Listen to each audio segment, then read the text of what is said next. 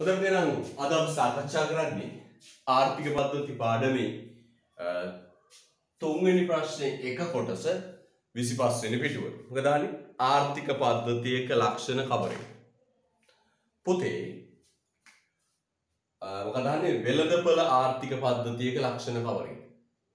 පුතේ මේ වෙළඳපොළ ආර්ථික පද්ධතියේ වෙළඳපොළ ආර්ථිකයේ තියෙන ප්‍රධානම ලක්ෂණය තමයි වෙළඳපොළ ආර්ථිකයේ පස්තිති තියෙන්නේ ප්‍රධානම ලක්ෂණය තමයි පුතේ දේපළ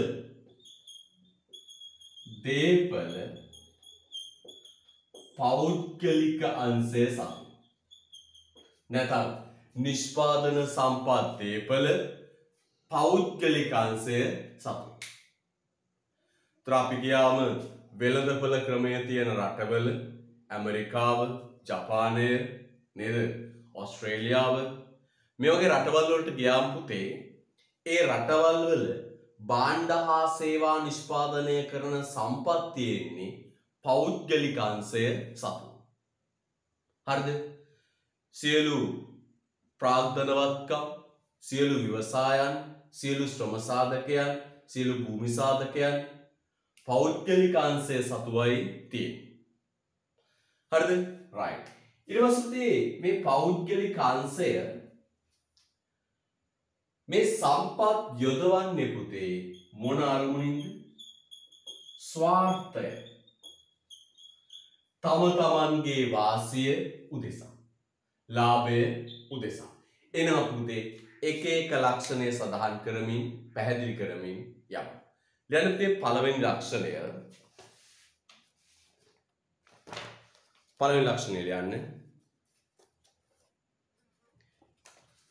දේපළ සම්පත්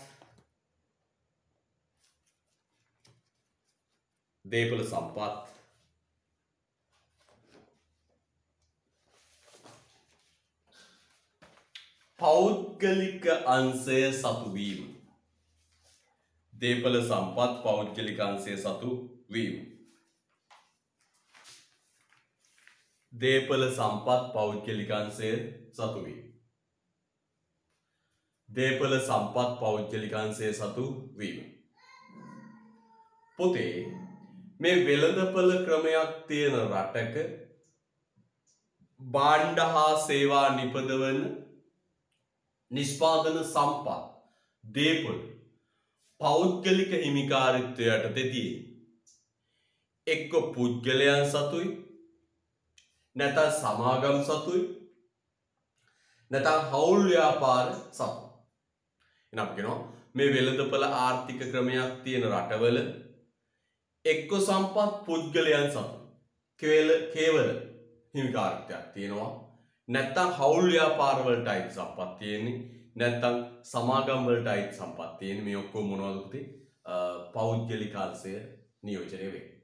හරිද? right. ඒ වගේම පුතේ සම්පත් හිමිකාරිත්වය කිව්වම මේ දේපළ වල අයිතිකාරයන්ට මෙන්න මේවා කරන්න පුළුවන්. තමන් සතු සම්පත් පවරන්න පුළුවන්. තමන් සතු සම්පත් භුක්ති විඳින්න පුළුවන්. තමන් සතු සම්පත් විකුණන්න පුළුවන්. නිෂ්පාදන සම්පත් පෞද්ගලික අංශ සතුයි. පෞද්ගලික අංශයට තමන්ගේ සම්පත් භුක්ති විඳින්න පුළුවන්, පවරන්න පුළුවන්, විකුණන්න පුළුවන්. හරිද? right. දෙවෙනි කියලා යන්න පුතේ. නිදහස් ව්‍යවසාය හා නිදහස් තේරීම. නිදහස් ව්‍යවසාය හා නිදහස් තේරීම. නිදහස් ව්‍යවසාය හා නිදහස් තේරීම. නිදහස් ව්‍යවසාය හා නිදහස් තේරීම. නිදහස් ව්‍යවසාය හා නිදහස් තේරීම. right. නිදහස් ව්‍යවසාය නිදහස් තේරීම කිව්වේ මේකයි. වෙළඳපොළ ආර්ථිකයේ නිෂ්පාදන සම්පත් අයිති පෞද්ගලික අංශයට. වෙළඳපොළ ආර්ථිකයේ නිෂ්පාදන සම්පත් අයිතිකාරට පුතේ පෞද්ගලික අංශයට.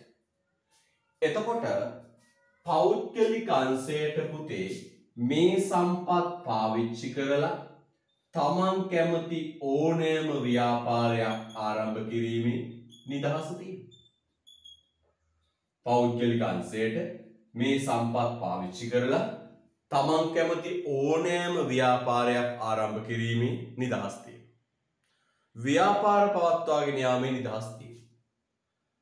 අනේ ව්‍යාපාර පවත්වාගෙන යාමේ නිදහසට කියනවා පුතේ නමක් නිදහස් ව්‍යවසාය. තොර නිෂ්පාදන සම්පත් ටික තියෙන්නේ පෞද්ගලික අංශ සතුව. මේ පෞද්ගලික අංශ සතු සම්පත් පාවිච්චි කරලා පෞද්ගලික අංශයට තමන් කැමති ඕනෑම ව්‍යාපාර කටයුත්තක් ආරම්භ කොට පවත්වාගෙන යන්න පුළුවන්. තමන් කැමති ඕනෑම ව්‍යාපාර කටයුත්තක් ආරම්භ කොට පවත්වාගෙන යන්න පුළුවන්. ඒකට කියනවා පුතේ නම නිදහස් ව්‍යවසාය. ඒ නිසාම පුතේ එක භාණ්ඩයක් නිපදවන්න නිෂ්පාදකයෝ රාශියක් වෙළඳපොළ තුල ඉන්නේ. නිදහස් ව්‍යවසාය නිසාම එක භාණ්ඩයක් නිපදවන්න ව්‍යවසායකයෝ විශාල ප්‍රමාණයක් ඉන්නේ. අපේ රට ගන්නකො සබන් නිපදවන්න විශාල ආයතන ප්‍රමාණයක් ඉන්නේ. හරිද? right. අනුත් එතකොට එක භාණ්ඩයක් නිපදවන්න නිෂ්පාදන ආයතන රාශියක් තියෙනවා. නිෂ්පාදන ආයතන රාශියක් තියෙනවා. දැන් ඒ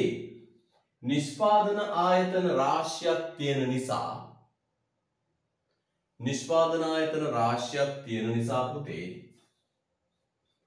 පාරිභෝගිකයෙකුගේ පැත්තේ මොකෝ වෙන්නේ? පාරිභෝගිකයාගේ පැත්තෙන් වෙළඳපළට ගියාම පාරිභෝගිකයාට භාණ්ඩ විශාල ප්‍රමාණයක් අතරින් තමන් කැමති එක තෝරගන්න පුළුවන්. අන්න අපි කියනවා පුතේ ඒකට නිදහස් තේරීම. මොකද කියන්නේ ඒකට? නිදහස් තේරීම. එහෙනම් වෙළඳපොළ ආර්ථිකයක තියෙන නිදහස් ව්‍යවසාය හා නිදහස් තේරීම. ඒකුයි ව්‍යාපාරිකයාගේ මේ නිෂ්පාදකයන්ගේ පැත්තෙන් තමන් කැමති ඕනෑම නිෂ්පාදන කටයුත්තක් කරන්න පුළුවන්. තමන් කැමති ඕනෑම ව්‍යාපාරයක් ආරම්භ කරන්න පුළුවන්. ඒ තමන් කැමති ඕනම ව්‍යාපාරයක් ආරම්භ කරන්න තියෙන හැකියාවට කියනවා පුතේ නම නිදහස් ව්‍යවසාය. නිදහස් ව්‍යවසාය. ඒ වගේම ඒ නිදහස් ව්‍යවසායේ අතුරුඵලය මොකක්ද? එක භාණ්ඩයක් නිපදවන්න නිෂ්පාදකයෝ රාශියක් ඉන්නවා. එක භාණ්ඩයක් නිපදවන්න නිෂ්පාදකයෝ රාශියක් ඉන්නවා. ඒ නිසා පුතේ පාරිභෝගිකයාගේ පැත්තෙන් වෙළඳපළට ගියාම ඕනෑ තරම් භාණ්ඩ තියෙනවා. ඒකට කියනවා පුතේ නමක් නිදහස් තේරීම. හරිද? right. තුන්වෙනි කියන්නේ පුතේ වෙළඳපළවල් තරඟකාරී වීම. වෙළඳපළවල් තරඟකාරී වීම.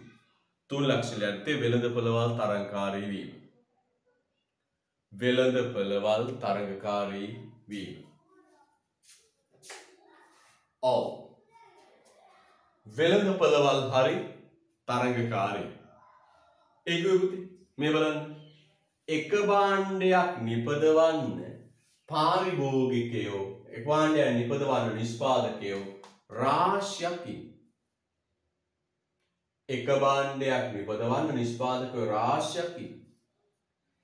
එක භාණ්ඩයක් නිපදවන්න නිෂ්පාදකයෝ රාශියක් ඉඳීමේ ප්‍රතිඵලය තමයි මේ අය අතර තරගයක් තියෙනවා. මේ හැම නිෂ්පාදන ආයතනයකම අරමුණ මොකද්ද පුතේ? ලාභය.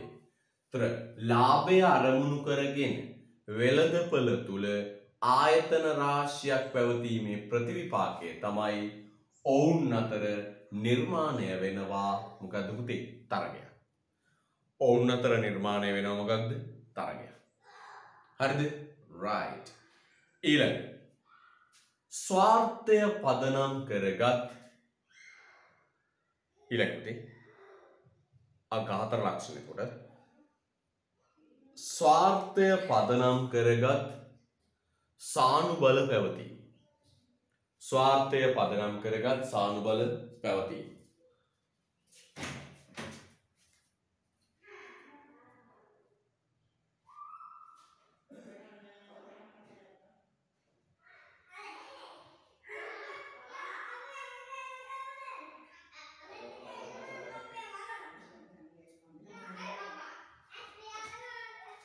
ස්වාර්ථය පදනම් කරගත් සානුබල පැවතීම.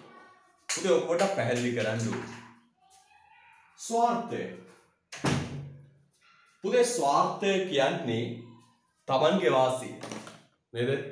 ස්වාර්ථය කියන්නේ මොකක්ද? තමන්ගේ වාසිය. ස්වාර්ථය කියන්නේ තමන්ගේ වාසිය කියන්නේ. අර්ථය ස්වාර්ථය. පුතේ මේ වෙළඳපොළ ආර්ථිකයක ඉන්න සියලුම ආර්ථික කාරක ස්වාර්ථය උදෙසා කටයුතු කරා. වචනයෙන් අර්ථය ඉගෙන ගන්න. සියලුම ආර්ථික කාරක පුතේ කටයුතු කරන්නේ ස්වාර්ථය උදෙසා. මොකද ස්වාර්ථය කියන්නේ? ස්ව අර්ථය නැත්නම් තම වාසිය කියන්නේ. තම වාසිය. ස්වාර්ථය කියන්නේ මොකක්ද? තම තමන්ගේ වාසිය. ස්වාර්ථය කියන්නේ තම තමන්ගේ පෞද්ගලික වාසිය කියන එක. ස්වාර්ථය උදෙසායි පුතේ කටයුතු කරන්නේ. හරිද? right. ස්වාර්ථය උදෙසා කටයුතු කරන්නේ. ස්වාර්ථය කියන්නේ තම වාසිය. මේ බලන්න. පෞද්ගලික අංශේ නිෂ්පාදකය. පෞද්ගලික අංශේ නිෂ්පාදකය පුතේ කටයුතු කරන්නේ ස්වාර්ථය. එයාගේ වාසිය තමයි පුතේ ලාභය. පෞද්ගලික අංශේ නිෂ්පාදකයෝ කටයුතු කරන්නේ ලාභය පදනම් කරගෙන. ලාභය කියන්නේ තමන්ගේ වාසිය. පාරිභෝගිකයෝ කටයුතු කරන්නේ තෘප්තිය උදෙසා. පාරිභෝගිකයෝ හිතන්නේ ගෙවන මිලට උපරිම තෘප්තියක් ලැබීම. නිෂ්පාදකයෝ ලාභ පසුපස යනවා. නිෂ්පාදකයෝ හිතන්නේ ලාභය ගැන. නිෂ්පාදකයෝ හිතන්නේ තමන්ගේ වාසිය වෙච්ච ලාභය ගැන. පාරිභෝගිකයෝ හිතන්නේ තමන්ගේ වාසිය වෙච්ච තෘප්තිය ගැන. තමන්ගේ වාසිය වෙච්ච තෘප්තිය ගැන. ඒ වගේම පුතේ සාධක හිමියෝ හිතන්නේ පුතේ තමන්ගේ උපරිම සාධක ආදායමක් ලැබීම. එහෙනම් නිෂ්පාදකයෝ ක්‍රියාත්මක වෙන්නේ ලාභය උපරිම කරගන්න. පාරිභෝගිකයෝ ක්‍රියාත්මක වෙන්නේ තෘප්තිය උපරිම කරගන්න. සාධක හිමියෝ ක්‍රියාත්මක වෙන්නේ මොකටද පුතේ? උපරිම සාධක ආදායම ලබා. එහෙනම් පුතේ මතක තියාගන්න වෙළඳපොළ ආර්ථිකයේ සියලුම ආර්ථික කාරක ක්‍රියාත්මක වෙන්නේ ස්වාර්ථය උදෙසා. ස්වාර්ථය කියන්නේ තම තමන්ගේ වාසිය උදෙසා. right? ලියන්තිලංක ආණ්ඩුවේ කාර්යභාරය සීමිත වීම. ආණ්ඩුවේ කාර්යභාරය සීමිත වීම.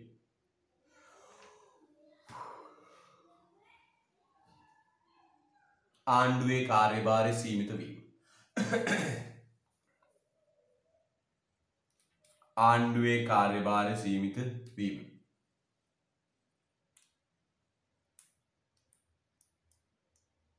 ආණ්ඩුවේ කාර්යභාරය සීමිත වීම. ඒ කිව්වේ ආණ්ඩුවේ කාර්යභාරය සීමිත වීම. පුතේ බලන්න හොඳට ආණ්ඩුවේ කාර්යභාරය සීමිත වීම. ඒ කියන්නේ මේකයි. වෙළඳපොළ ආර්ථිකයක භාණ්ඩ හා සේවා නිෂ්පාදන කටයුතු හරිද? භාණ්ඩ හා සේවා නිෂ්පාදන කටයුතු සම්පූර්ණයෙන්ම කරන්නේ පෞද්ගලික අංශය. නිෂ්පාදනය බෙදා හැරීම සියල්ල කරන්නේ කවුද? පෞද්ගලික අංශය. එහෙනම් වෙළඳපොළ ආර්ථිකයක භාණ්ඩ හා සේවා නිෂ්පාදන බෙදා හැරීම ක්‍රියාවලිය කරන්නේ පෞද්ගලික අංශය. තර ආණ්ඩුවට තියෙන්නේ බොහොම සුළු කාර්ය ප්‍රමාණයක්. ආණ්ඩුවට තියෙන්නේ බොහොම සුළු කාර්ය ප්‍රමාණයක්. ඔය නීතිය සාමය ආරක්ෂා කිරීම ආදී දේවල්. පැහැදිලිද? right. යා. ඊළඟ ලියන්නේ මිල යාන්ත්‍රණයට අනුව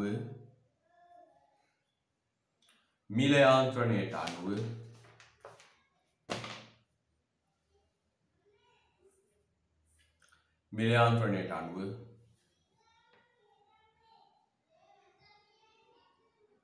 මිලයාන්ත්‍රණයට අනුව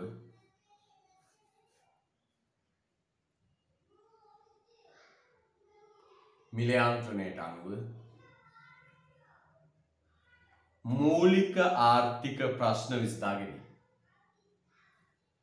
මිලයාන්ත්‍රණයට අනුව මූලික ආර්ථික ප්‍රශ්න විසඳා ගැනීම. මිලයාන්ත්‍රණයට අනුව මූලික ආර්ථික ප්‍රශ්න විසඳා ගැනීම. මිලයාන්ත්‍රණයට අනුව මූලික ආර්ථික ප්‍රශ්න විසඳා ගැනීම. right. මොකද පුතේ මිලයාන්ත්‍රණය මම පුංචියෙන් හඳුන්වන්න කෙටියෙන් ඉස්සරහා තියෙන නිසා. පුතේ අපි මේ price mechanism මිලයාන්ත්‍රණය කියන්නේ මොකක්ද? අපිට දන්නවා වෙළඳපොළ ආර්ථිකයක ආර්ථික කාරක ගනු ලබන තීරණ ආර්ථික කාරක ගනු ලබන තීරණ සම්බන්ධීකරණය කරන යාන්ත්‍රණය මිල යාන්ත්‍රණය. අපි කිව්වා වෙළඳපොළ ආර්ථිකයක ආර්ථික කාරක ගනු ලබන තීරණ සම්බන්ධීකරණය කරන යාන්ත්‍රණය මිල යාන්ත්‍රණය. නැත්තම් වෙළඳපොළ ආර්ථිකයක තීරණ සම්බන්ධීකරණ යාන්ත්‍රණය මිල යාන්ත්‍රණය. එතකොට පුතේ මේ වෙළඳපොළ ආර්ථිකයක වෙන්නේ මෙන්න මේකයි. මොකක්ද වෙන්නේ? මේ දහස් සංඛ්‍යාත ඉල්ලුම්කරුවෝයි දහස් සංඛ්‍යාත සැපයුම්කරුවෝයි අන්‍යෝන්‍ය වශයෙන් තුලනය වෙනවා. වෙළඳපොලේ මිල තීරණය වෙනවා.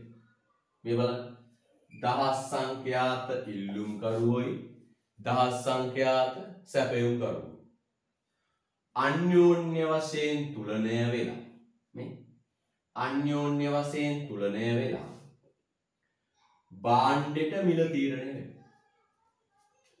අන්‍යෝන්‍ය වශයෙන් තුලනය වෙලා භාණ්ඩෙට මිල තීරණය වෙනවා. අන්න මේ මිල පදනම් කරගෙන පුතේ කුමක් නිපදවනවාද? කෙසේ නිපදවනවාද? කා සඳහා නිපදවනවාද යන මූලික ආර්ථික ප්‍රශ්න විසඳන්න. මූලික ආර්ථික ප්‍රශ්න විසඳන්න. ඔන්න ඔය ක්‍රියාවලියට කියනවා පුතේ මිල යාන්ත්‍රණය. මිල යාන්ත්‍රණය. එහෙනම් මොකක්ද පුතේ කිව්වේ? දහස් සංඛ්‍යාත ඉල්ලුම්කරුවන්ගේ ඉල්ලුම් තීරණ සැපයුම්කරුවන්ගේ සැපයුම් තීරණ අන්‍යෝන්‍ය වශයෙන් තුලනය වෙනවා. වෙළඳපොලේ තීරණය වෙනවා මිල. හරිද? වෙළඳපොලේ මිල තීරණය වෙනවා. ඒ මිල පදනම් කරගෙන මිල දිහා බලලා කුමක් නිපදවනවාද? කෙසේ නිපදවනවාද? කා සඳහා නිපදවනවාද කියන මූලික ආර්ථික ප්‍රශ්න තුන විසඳ ගන්න. ඕකට කියනවා මිල යාන්ත්‍රණය. ඉල්ලුමයි සැපයුමයි තුලනය වෙලා තීරණය වන මිල ගණන් මත තීරණය වෙනවා ලාභය. ඒ ලාභය මත පදනම් වෙලා කුමක්ද නිපදවන්නේ කියලා තීරණය කරනවා. ඉල්ලුමයි සැපයුමයි තුලනය වෙලා මිල තීරණය වෙනවා. ඒ මිල ගණන් මත පදනම් වෙලා කුමක්ද නිපදවන්නේ කියලා තීරණය කරනවා. ඊට පස්සේ සාධක වෙළඳපොලේ ශ්‍රම සාධකයේ මිලයි ප්‍රාග්ධන සාධකයේ මිලයි පදනම් කරගෙන කෙසේද නිපදවන්නේ කියලා තීරණය කරනවා. බලන්න ඊට පස්සේ ඉල්ලුමයි සැපයුමයි තුලනය වෙලා මිල තීරණය වුණාම 100යි කියලා වෙළඳපොළට එන්නේ 5000යි භාණ්ඩ තියෙන්නේ 5000. එහෙනම් පුතේ බලන්න හොඳට කුමක්ද නිපදවන්නේ? තීරණය ගන්නේ මිල ගණන් දිහා බලන්න. මිල වැඩි ලාභ වැඩි දිහා. මිල ගණන් මත පදනම් වෙලා තීරණය වන ලාභය මත තමයි තීරණය කරන්නේ. කෙසේද නිපදවන්නේ? ශ්‍රම සාධකයේ මිලයි ප්‍රාග්ධන සාධකයේ මිලයි මත. ශ්‍රමයේ මිල අඩු නම් ශ්‍රම සූක්ෂමව හදනවා. ප්‍රාග්ධනයේ මිල අඩු නම් ප්‍රාග්ධන සූක්ෂම හදන. කා සඳහාද නිපදවන්නේ? මේ ඉල්ලුමත් සැපයුමත් තුලණය වෙලා මිල තීරණය වුණාම වෙළඳපොළ ඉල්ලුමට සැපයුම සමානයි. ලස්සනට භාණ්ඩ ටික බෙදිලා යනවා. කාටද නිපදවන්නේ? මෙන්න මේ තීරණය වෙච්ච මිල ගැන මිල ගෙවන්න පුළුවන් කෙනාට. එතකොට කියනවා පුතේ මොකක්ද? මොකක්ද කියන්නේ? මේ මිල පදනම් කරගෙන දහස් සංඛ්‍යාත ඉල්ලුම්කරුවන්ගේ ඉල්ලුම් තීරණත් දහස් සංඛ්‍යාත සැපයුම්කරුවන්ගේ සැපයුම් තීරණත් අන්‍යෝන්‍ය වශයෙන් තුලණය වෙලා තීරණය වන මේ මිල ගණන් පදනම් කරගෙන මූලික ආර්ථික ප්‍රශ්න විසඳන ක්‍රමයට කියනවා නමක් මිල යාන්ත්‍රණය. මූලික ආර්ථික ප්‍රශ්න විසඳන ක්‍රමයට කියනවා පුතේ නමක් මොකද කියන්නේ? මිල යාන්ත්‍රණය. අපි ඉස්සරහට තව කතා කරමු. ලියන ඊළඟ පුතේ පාරිභෝගික ස්වාධිපත්‍යයක් පැවතී. ඊළඟ ලක්ෂණ ලියන්න පුතේ පාරිභෝගික ස්වාධිපත්‍යයක් පැවතී. පාරිභෝගික ස්වාධිපත්‍යයක් පැවතී. පාරිභෝගික ස්වාධිපත්‍යයක් පැවතී. right. පාරිභෝගික ස්වාධිපත්‍යයක් පැවතී. මොකද පාරිභෝගික ස්වාධිපත්‍ය කිව්වේ? අපි පොඩ්ඩක් මතක් කරගෙන යන්න. අපේ තියරි පොතේ අපිට ඕන තරම් නෝට්ස් තියෙනවා. පොඩ්ඩක් මතක් කරගෙන යන්න. පාරිභෝගික ස්වාධිපත්‍ය කියන්නේ මොකක්ද? වෙළඳපොළ ආර්ථිකයක් තුල පාරිභෝගිකයා වඩා බලවත් වේ යන්න පාරිභෝගික ස්වාධිපත්‍යය. මතකද? වෙළඳපොළ ආර්ථිකයක් තුල පාරිභෝගිකයා වඩා බලවත් වේ යන්න පාරිභෝගික ස්වාධිපත්‍යයෙන් කියවේ. පාරිභෝගිකයා වඩා බලවත් වේ යන්න පාරිභෝගික ස්වාධිපත්‍යයෙන් කියවේ. කොහොමද කියන්නේ? වෙළඳපොළ ආර්ථිකයක් තුල පාරිභෝගිකයා වඩා බලවත් වේ යන්න පාරිභෝගික ස්වාධිපත්‍යයෙන් කියවේ. ඒ කියන්නේ මෙන්න මේක. වෙළඳපොළ ආර්ථිකයක් තුල ඉන්නවා දෙන්නේ ඉල්ලුම්කරුවයි සැපයුම්කරුවයි. නැත්තම් නිෂ්පාදකයයි පාරිභෝගිකයයි. ඉල්ලුම්කරුවයි සැපයුම්කරුවයි නැත්තම් නිෂ්පාදකයයි පාරිභෝගිකයයි. මේ නිෂ්පාදකයා හා පාරිභෝගිකයා කියන දෙන්නගේ මේ නිෂ්පාදකයා හා පාරිභෝගිකයා කියන දෙන්නගේ හරිද? මේ නිෂ්පාදකයා හා පාරිභෝගිකයා කියන දෙන්නගේ පාරිභෝගිකයා වඩා බලවත් වේය කියන එකයි පුතේ පාරිභෝගික ස්වාධිපත්‍යය කියන්නේ. පාරිභෝගිකයා වඩා බලවත් වේය කියන එකයි පාරිභෝගික ස්වාධිපත්‍යය කියන්නේ. එහෙනම් කොහොමද කියන්නේ? නිෂ්පාදකයයි පාරිභෝගිකයයි ඉන්න වෙළඳපොළ ආර්ථිකයක වෙළඳපොළක නිෂ්පාරිභෝගිකයා වඩා බලවත් වේ කියන එක තමයි පුතේ පාරිභෝගික ස්වාධිපත්‍යයෙන් කියවේ. එහෙම කියන්නේ හේතු දෙකක් නිසා. පුතේ නිෂ්පාදකයා විසින් නිපදවන්නේ පාරිභෝගික වරණයට කැමැත්තට ගැලපෙන දේ. බලන්න නිෂ්පාදකයා මේ දුන්දාගෙන හදන්නේ කාගේ උවමනාවට ගැලපෙන දේවල්ද? කාගේ වරණයට ගැලපෙන දේවල්ද? පාරිභෝගිකයාගේ කැමැත්තට වරණයට ගැලපෙන දේවල්. නේද? එහෙනම් බලන්න පුතේ හොඳට නිෂ්පාදකයා නිපදවන්නේ කාගේ කැමැත්තට ගැලපෙන දේවල්ද? පාරිභෝගිකයාගේ කැමැත්තට ගැලපෙන දේවල්.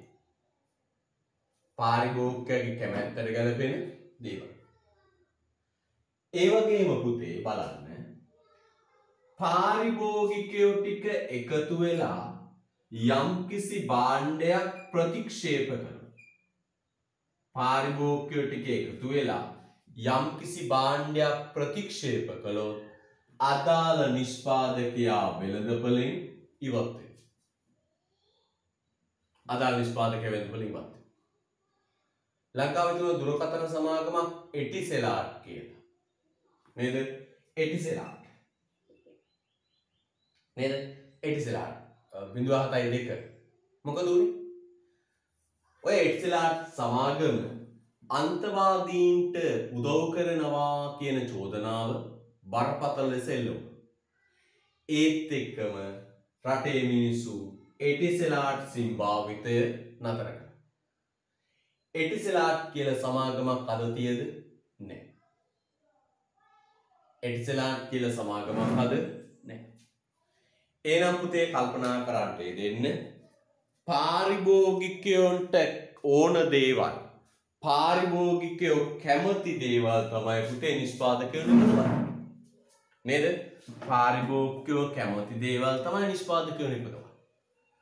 අනිත් පැත්තෙන් පාරිභෝගිකයෝ ප්‍රතික්ෂේප කරන දේවල් වෙළඳපොලෙන් ඉවත් වෙනවා. පාරිභෝගිකයෝ ප්‍රතික්ෂේප කරන දේවල් වෙළඳපොලෙන් අහක් වෙනවා. ඉවත් වෙනවා. අන්න පුතේ අපි කියනවා පාරිභෝගිකයා තමයි වඩා බලවත්. එහෙනම් නිෂ්පාදකයා නිපදවන්නේ පාරිභෝගිකයාට ඕන දේවල් නම් පාරිභෝගික වර්ණයට කැමැත්තට තේරීමට ගැලපෙන දේවල් නම් පාරිභෝගිකයෝ ප්‍රතික්ෂේප කරන්නට දෙන දේවල් වෙළඳපොලෙන් ඉවත් වෙනවා. හරිද? අපි කියනවා පුතේ වඩා බලවත් කවුද? පාරිභෝගිකයා. වඩා බලවත් කවුද? පාරිභෝගිකයා. පැහැදිලිද? right. හොඳයි. හොස්පන් ගන්න. පාරිභෝගික ස්වාධීනතාවය. කියවන්න ඊළඟ ප්‍රශ්නය පුතේ. කියවන්න ඊළඟ ප්‍රශ්නය. මොකක්ද අහන්නේ ඊළඟ ප්‍රශ්නය පුතේ?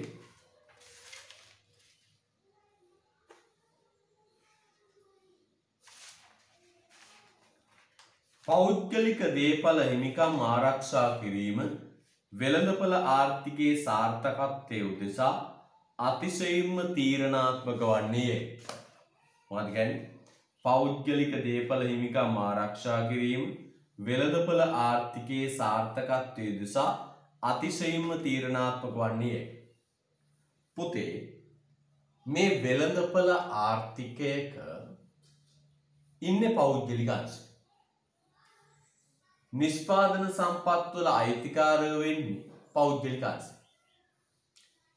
එතකොට මේ පෞද්ගලික අංශයට පුතේ තමන්ගේ දේපල වල අයිතිය නිරවුල්ව ලබා දෙන්නට ඕන. නිරවුල්ව ලබා දෙන්නට ඕන. එහෙම දේපල වල අයිතිය රජය විසින් තහවුරු කරලා දුන්නේ නැත්තම් වෙළඳපොළ ආර්ථිකයේ පෞද්ගලික අංශයේ නිෂ්පාදන කටයුතු කරන්නේ. එහෙනම් කියන්නේ පුතේ මෙන්න වෙළඳපොළ ආර්ථිකයේ ඉන්නේ පෞද්ගලික අංශය. කවුද ඉන්නේ පුතේ? පෞද්ගලික අංශය. මෙන්න වෙළඳපොළ ආර්ථිකයේ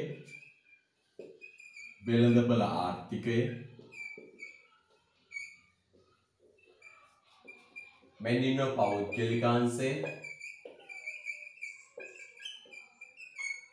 පෞද්ගලික අංශ තමයි සම්පත් වල අයිති දෙන්නේ. ඒ පෞද්ගලික අංශයට පුතේ තමන්ගේ සම්පත් වල අයිතිය රාජ්‍ය විසින් නීත්‍යානුකූලව තහවුරු කළ යුතුයි. රාජ්‍ය නීත්‍යානුකූලව තහවුරු කළ යුතුයි. රාජ්‍ය විසින් නීත්‍යානුකූලව තහවුරු කළ යුතුයි.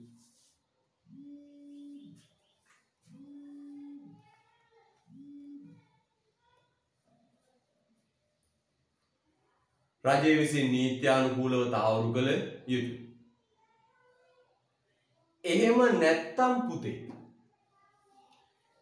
නැත්තම් පුතේ පෞද්ගලික අංශය නිෂ්පාදන කටයුතු වල නිරත වෙන්නේ නැහැ. එහෙම නැති වුණොත් පෞද්ගලික අංශය නිෂ්පාදන කටයුතු වල නිරත වෙන්නේ නැහැ. මම ප්‍රශ්නයක් අහන්න පුතාට. අපිට අයිති නැති ඉඩමක් අපි වගා කරනවද? පුතාලට අයිති නැති ඉඩමක්, ඔප්පුවක් නැති ඉඩමක් වගා කරනවද? වගා කරන්නේ නැහැ. ඇයි වගා කරන්නේ නැත්තේ? ඒකේ අස්වැන්න වෙන කෙනෙක් ඇවිල්ලා උදුර ගන්න පුළුවන්. සරල උදාහරණයක් බලන්න. ඔය ඕන තරම් තියෙන පුතේ ඔප්පු නැති ඉඩක් අපිට අයිති නැති ඉඩක් ඔප්පු නැති ඉඩමක් කියලා හිතන්න. අපි ඒක වගා කරන්නේ නැහැ පුතේ. ඇයි වගා කරන්නේ නැත්තේ? වගා කරන්නේ නැත්තේ පුතේ ඒ ඉඩමේ අයිතිය අපිට තහවුරු කළා නේ. අපිට අයිතිය නැහැ. හරිද? අපි වගා කළාට පස්සේ වෙන එකෙක් ඇවිල්ලා අස්වැන්න කඩාගත්තොත් අපි වගා කළාට පස්සේ වෙන එකෙක් ඇවිල්ලා අස්වැන්න නෙලා ගත්තොත් අපිට ඌ එලවන්න විදියක් නෑ. ඒක අපේ කියලා පෙන්න ගන්න විදියක් නෑ. දැන් පුතාවන ඉස්කෝලේ ඇවිල්ලා ගෙදර යනකොට පුතාලා ඊටමේ දලු කරන මිනිස්සෙක් ඇවිල්ලා. හරිද?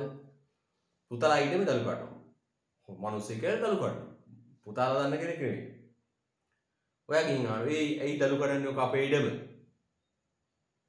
ඒ මිනිස්සේ කතා කරලා ඔයලා වෙන්නේ කොහොමද මේක? ඔයලා වෙන්නේ කොහොමද මේක? ඔයා දුවල යනවා ගෙට. මොකද කියන්නේ? පොල්ලා නෙවෙයි බං. දුවල ගිහින් ගෙදෙට්ට ගිහින් කියනවා ඔප්පුව. රජය විසින් දීලා තියෙන මේ ඉඩමේ අයිතිය ඔබලට තහවුරු කරලා ඔප්පුවා. අනේ ඔප්පුව ගෙනල්ලා පෙන්න. මේ ඉඩම අපි. අන්න දලු කඩන මිනිස්සයා බැහැලා යනවා. සරලව හිතන්න. අන්න වෙළඳපළ ආර්ථිකයේ නිෂ්පාදන කටයුතු කරන්නේ පෞද්ගලික අංශය. හැබැයි පෞද්ගලික අංශයේ නිෂ්පාදන කටයුතු කරන්නේ පුතේ ඒ පෞද්ගලික අංශයට දේපළවල අයිතිය නිශ්චිතව තහවුරු කළ දුන්නොත් විතරයි. නිශ්චිතව තහවුරු කළ දුන්නොත් විතරයි. ඒ නිසා පුතේ වෙළඳපළ ආර්ථිකයක් තුල රජය දේපළවල අයිතිය වෙළඳපළ ආර්ථිකයක රජයේ දේපළවල අයිතිය නිශ්චිතව තහවුරු කරනවා. ඉඩමක් නම් පුතේ ඉඩමක් නම් හරිද? ඉඩමක් නම් ඉඩම් වලට දෙනවා ඔප්පු. ඉඩමක් නම් ඉඩම් වලට දෙන ඔප්පු. ව්‍යාපාරයක් නම් පුතා දන්නෝනේ නේ. කේවල ස්වාම ව්‍යාපාරයක් නම් ව්‍යාපාර නාම පරතයටදී. සමාගමක් නම් සමාගම් පරතයටදී. හවුල් ව්‍යාපාරයක් නම් හවුල් ව්‍යාපාර ආඥා පරතයටදී ලියාපදිංචි කරනවා. ව්‍යාපාර ලියාපදිංචි කරනවා.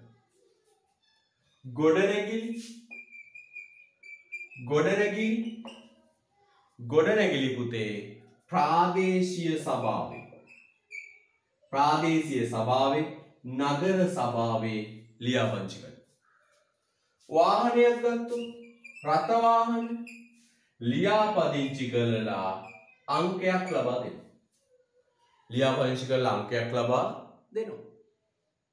පැහැදිලිද? ලියාපදිංචි කරලා අංකයක් ලබා දෙනවා. අන්න පුතේ. දේපළ අයිතිය තහවුරු කරනවා. එහෙනම් කොහොමද වෙන්නේ පුතේ? ඉඩමක් නම් ඔප්පු දෙනවා. ව්‍යාපාර නම් ලියාපදිංචි කරලා දෙනවා. ගොඩනැගිල්ලක් නම් ලියාපදිංචි කරනවා. වාහනයක් නම් මොකද කරන්නේ? වාහනේ අංකයක් ගහලා ලියාපදිංචි කරලා දේපළ අයිතිය තහවුරු කරලා දෙනවා. ඔන්න පොඩි ඇඩ් එකක් දානවා. පුතාලට ගමනක් බිමනක් යන්න උවමනා වුණොත් අපි දෙන්නම් කැබ් එකක්. අපි දෙන්නම් වාහනයක් කුලී පදනමට.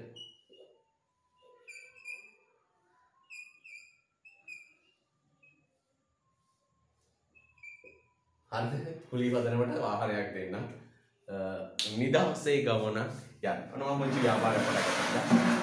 පොඩි කැබ් සර්විස් එකක් වාහන කීපයක් තියාගෙන දෙනවා. රේදුරු සහිතව හා රහිතව වාහන දෙනවා. ඔබට ගමනක් බිමනක් යන්න ඕන නම් ගෑල්ලමයත් එක්ක ටුවර් එකක් යන්න ඕන නම් කෙලින්ම වෙන්ද වගේ බයික් වල යන්න අවශ්‍ය නැහැ. කෙලින්ම එන්න. ලයිසන් එක තියෙන්න ඕනේ නැහැ. කෙලින්ම එන්න. කාර් එකකින් යන්න පුළුවන්.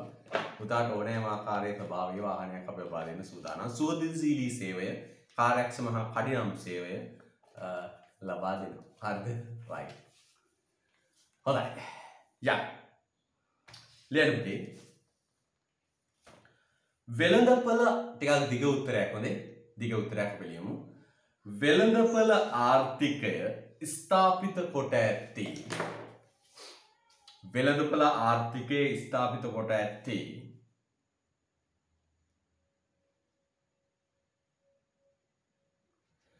වෙළඳපොළ ආර්ථිකයේ ස්ථාපිත කොට ඇත්තේ රතු වෙනතර ගන්න පුතේ පෞද්ගලික දේපල හිමිකම පෞද්ගලික දේපල හිමිකම කමා පෞද්ගලික දේපල හිමිකම කමා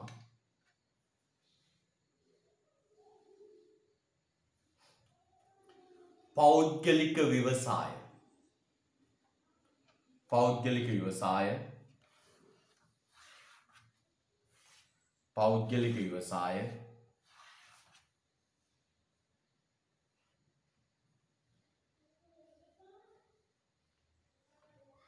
ස්වාර්ථය කමා ස්වාර්ථය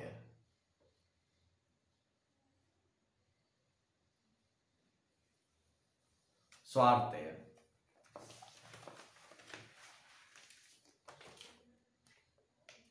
මේ ටියුට් එක ස්වාර්ථය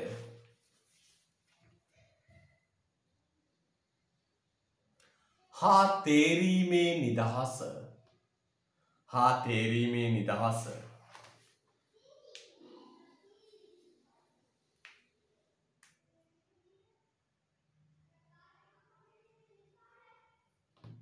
යන ප්‍රධාන ස්තම්භ මතය යන තේරීම නිදහස සාමාන්‍ය පෑන යන ප්‍රධාන ස්තම්භ මතය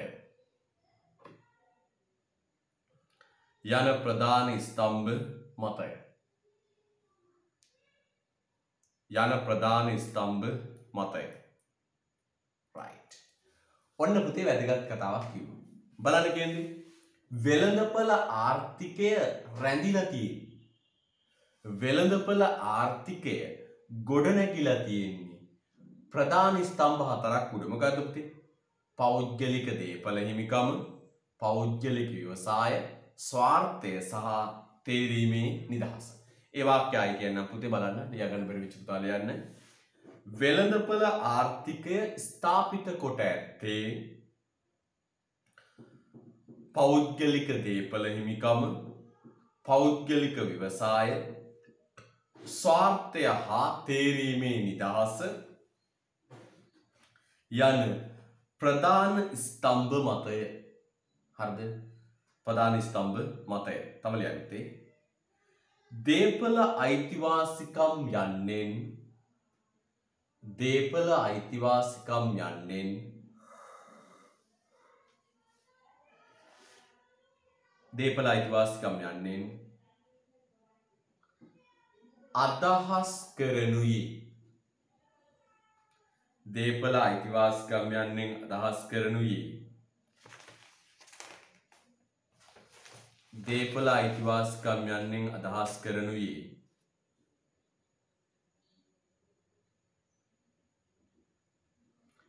දේපල අයිතිවාසිකම් යන්නෙන් අදහස් කරනුයේ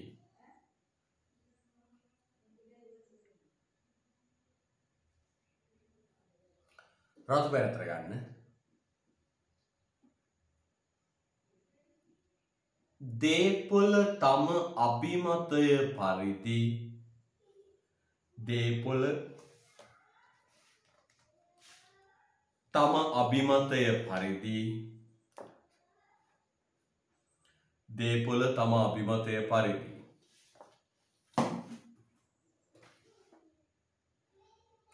භාවිතා කිරීමට දේපොළ තම අභිමතය පරිදි භාවිතා කිරීමට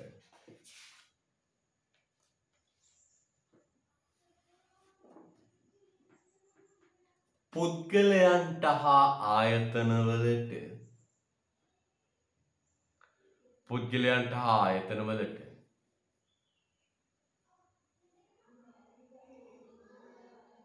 පුද්ගලයන්ට හා ආයතනවලට ඇති සුවිශේෂී අයිතිවාසිකම පුද්ගලයන්ට හා ආයතනවලට ඇති සුවිශේෂී අයිතිවාසිකමයි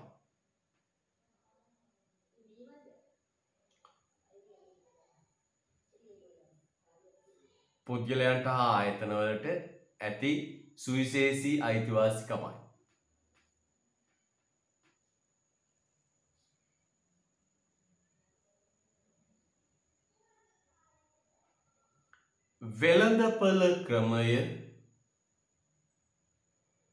වෙළඳපළ ක්‍රමය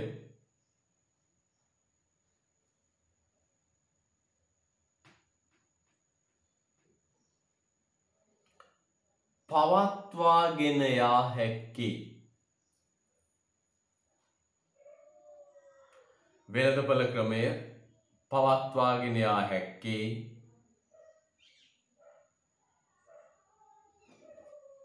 වෙළඳපළ ක්‍රමය පවත්වාගෙන යා හැක්කේ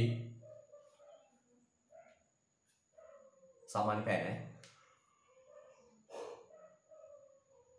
වෙළඳපළ ක්‍රමය පවත්වාගෙන යා හැක්කේ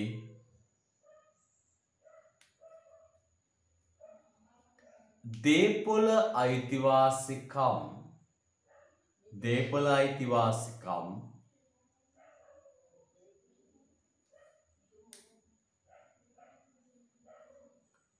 තහවුරු කොට ඇතොත් පමණි. දේපොළ අයිතිවාසිකම් තහවුරු කොට ඇතොත් පමණි. දේපොළ අයිතිවාසිකම් තහවුරු කොට ඇතොත් පමණි. වෙළඳපළ ක්‍රමය පවත්වාගෙන යා හැක්කේ දේපොළ අයිතිවාසිකම් තහවුරු කොට ඇතොත් පමණි. පුතේ හැම නිෂ්පාදකයම නිෂ්පාදන කටයුතු කරන්නේ ඒකේ අයිතිය එයාට තියෙනවා විතරයි. නිෂ්පාදකයෙක් ගොඩනැගිල්ලක් හදන්නේ අදාළ බිමේ ඉඩමේ අයිතිය එයාට තියෙනවා විතරයි. ඇයි? නැත්තම් නිෂ්පාදනය කරන්න වෙන එක කුදුර ගන්නවා. හරිද? right. ඒතර වැත්තේ අතොත් පමණි.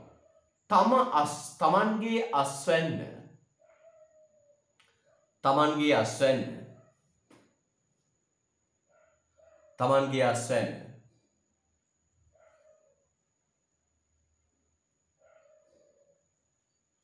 කිසිවෙකු හෝ සාමාන්‍ය පෑන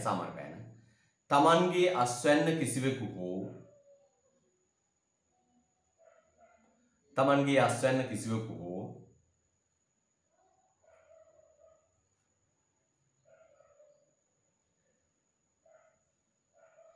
පැහැර ගැනීමට ඉඩක් ඇත්නම් තමන්ගේ අස්වැන්න කිසිවෙකු හෝ පැහැර ගැනීමට ඉඩක් ඇත්නම්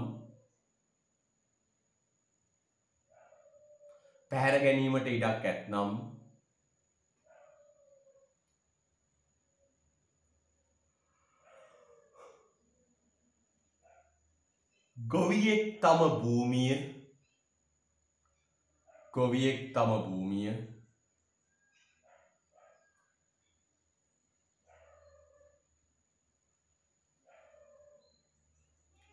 වගා කටයුත්තකට යොමු නොකරයි.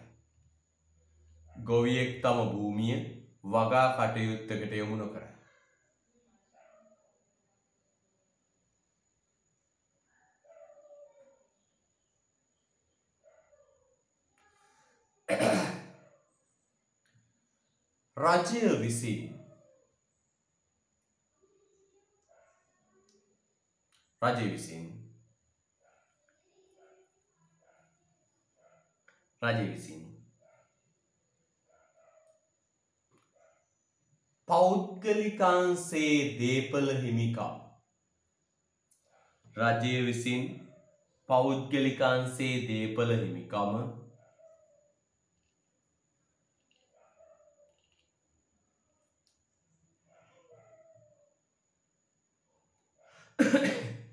රජය විසින් පෞද්ගලිකාංශයේ දේපළ හිමිකම්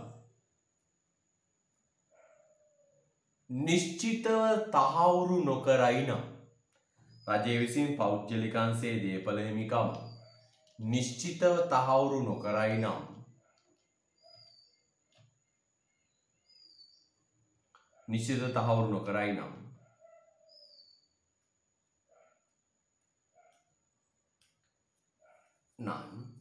වෙළඳපළ ආර්ථිකයක වෙළඳපොළ ආර්ථිකයක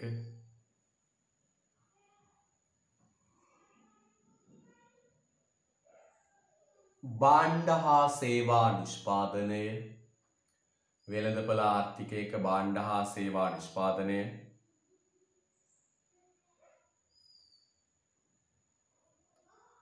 අතිශයින්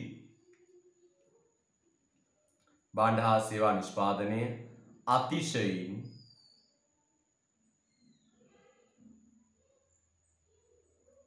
සීමිත වනු ඇත. වෙළඳපොළ ආර්ථිකයක භාණ්ඩ හා සේවා නිෂ්පාදනය අතිශයින් සීමිත වනු ඇත. හරිද? අතිශයින් සීමිත වනු ඇත. මම ඒ වාක්‍යය ලියන්නම් පුතේ. මොකක්ද? තමන්ගේ අස්වැන්න කිසිවෙකු විසින් පැහැර ගැනීමට ඉඩක් ඇත්නම් ගොවියෙක් තම භූමිය වගා කටයුත්තකට යොමු නොකරයි. දේපළ අයිතිවාසිකම් රජය විසින් නිශ්චිතව තහවුරු කොට නැත්නම් වෙළඳපොළ ආර්ථිකයක භාණ්ඩ හා සේවා නිෂ්පාදනය අතිශයින් සීමිත වනු ඇත. හරිද? රුල කරන්න පුතේ. රුල කරන්න. ඉඩම් ඔප්පු ලබා දීම ඉඩම් ඔප්පු ලබා දීම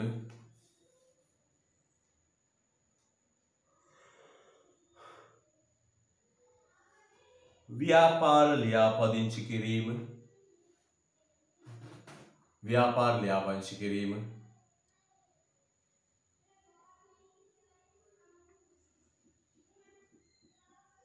ඉඩම් ඔප්පු ලබා දීම ව්‍යාපාර ලියාපදිංචි කිරීම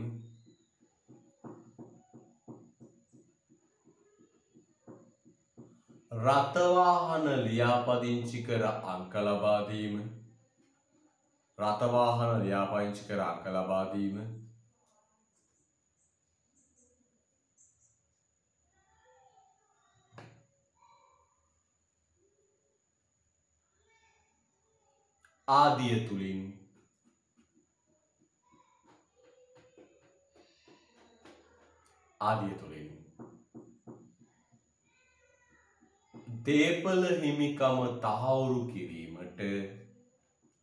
ආදිය තුලින් දේපළ හිමිකම තහවුරු කිරීමට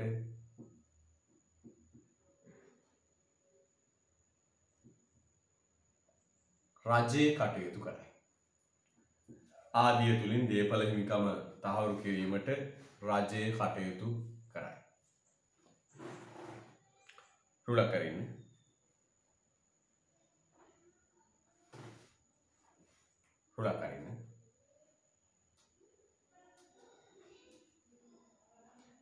වෙළඳාම හා හුවමාරුව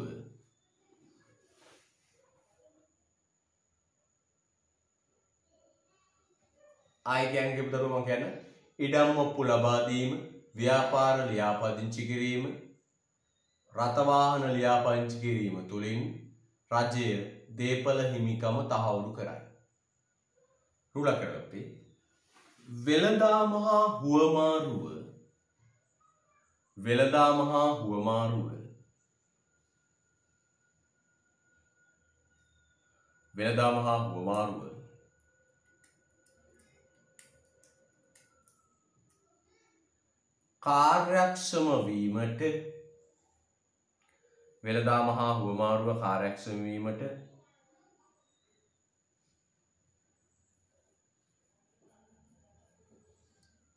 වෙළඳාම හා හුවමාරුව කාර්යක්ෂම වීමට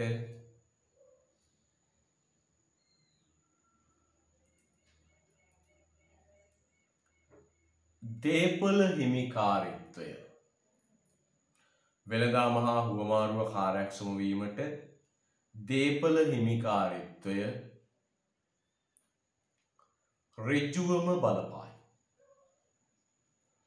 දේපළ හිමිකාරීත්වය ඍජුවම බලපායි.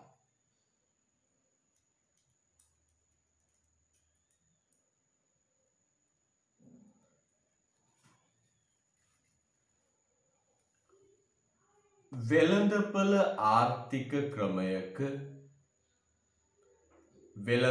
ආර්ථික ක්‍රමයක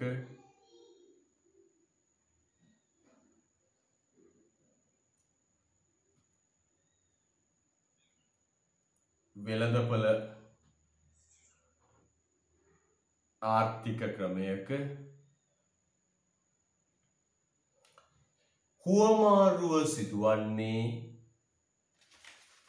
වෙළඳපොළ ආර්ථික ක්‍රමයක හුවමාරුව සිදුවන්නේ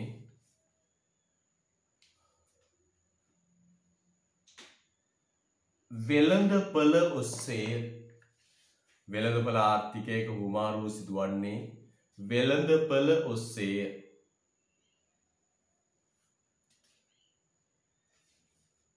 අය කියන වෙළඳාම හා හුවමාරුව කාර්යක්ෂම වීමට දේපොළ හිමිකාරීත්වය ඍජුවම බලපායි. වෙළඳාම හා හුවමාරුව කාර්යක්ෂම වීමට දේපොළ හිමිකාරීත්වය ඍජුව බලපායි. වෙළඳපොළ ආර්ථික ක්‍රමයක හුවමාරුව සිදුවන්නේ වෙළඳපොළ ඔස්සේය. කිසියම් පුද්ගලයෙකුට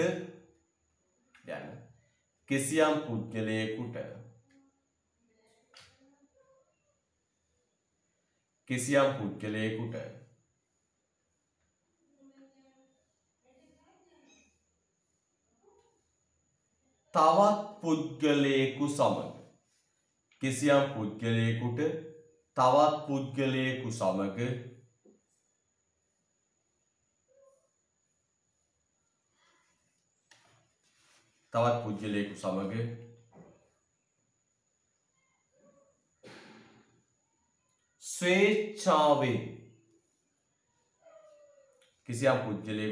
පුද්ගලයෙකු සමග ස්වේච්ඡාවෙන්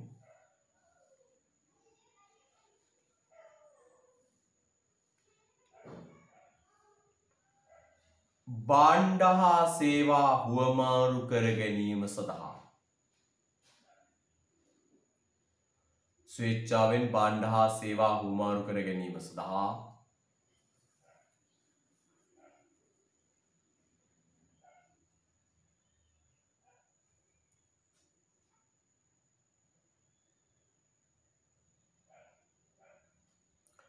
දේපොළ හිමිකාරීත්වය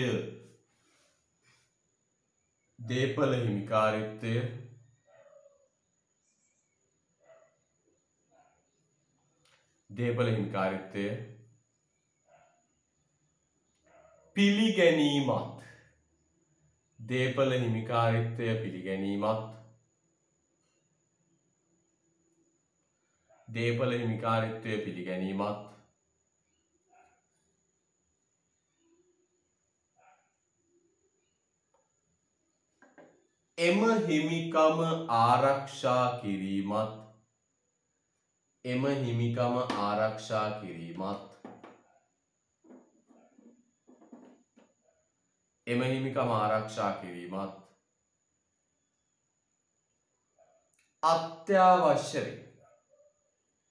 එම හිමිකම ආරක්ෂා කිරීමත් අත්‍යවශ්‍යයි.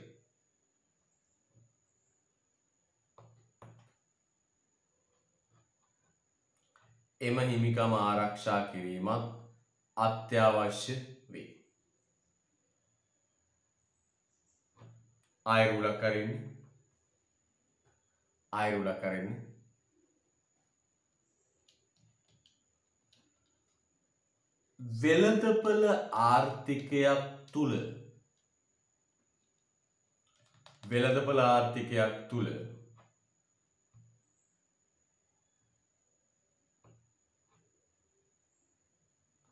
වෙළඳපොළ ආර්ථිකයක් තුල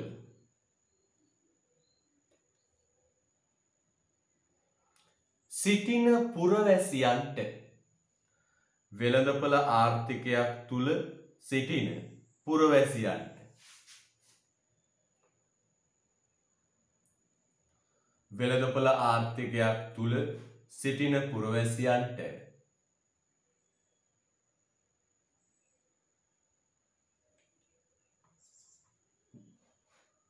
වෙළඳපොළ ආර්ථිකයක් තුල සිටින පුරවැසියන්ට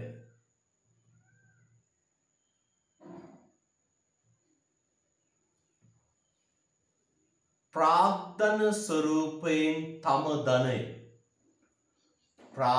ස්වරූපයෙන් තම ධනය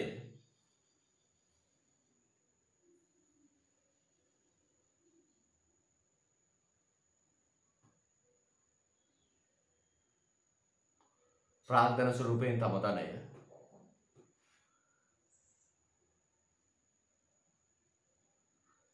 සමුච්චනය කර ගැනීමට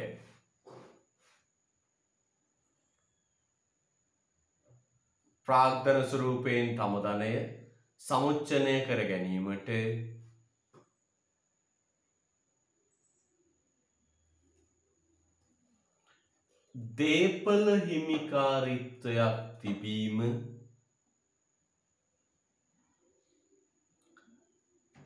දේපල හිමිකාරීත්වයක් තිබීම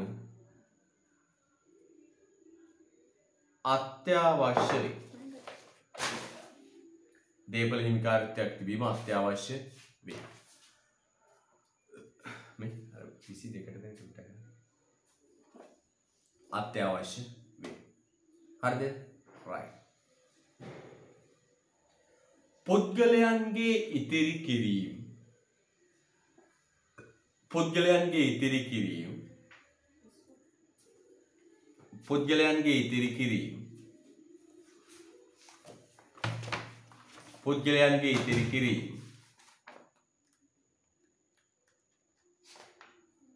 පුද්ගලයන්ගේ ඉතිරි කිරීම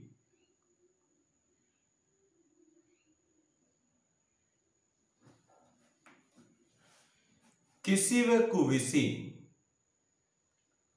පුද්ගලයන්ගේ ඉතිරි කිරීම කිසිවෙකු විසින්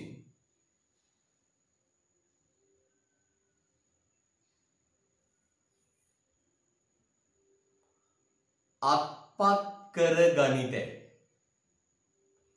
පුද්ගලයන්ගේ ඉතිරි කිරීම කිසිවෙකු විසින් අත්පත් කර ගනිතැයි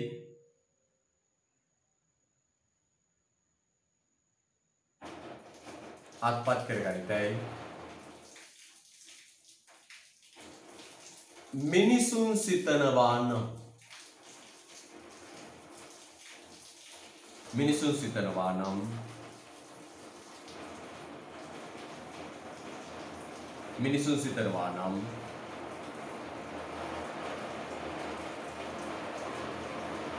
ඔවුන් ඉතිරි කිරීම සඳහා මිනිසුන් සිතනවා නම් ඔවුන් ඉතිරි කිරීම සඳහා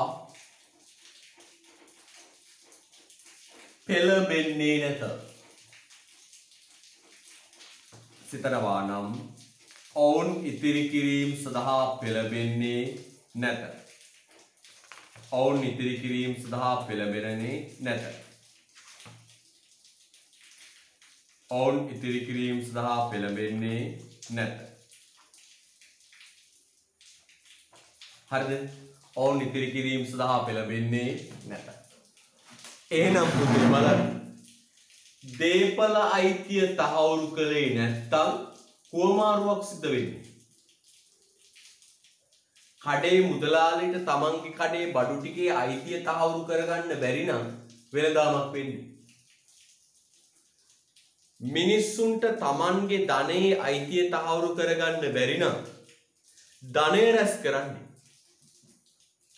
මිනිස්සුන්ට තම ඉතුරු කරන මුදල් වල අයිතිය තහවුරු කරගන්න බැරි නම් ඉතුරු කරන්නේ. බලන්න හරි වැඩේනේ.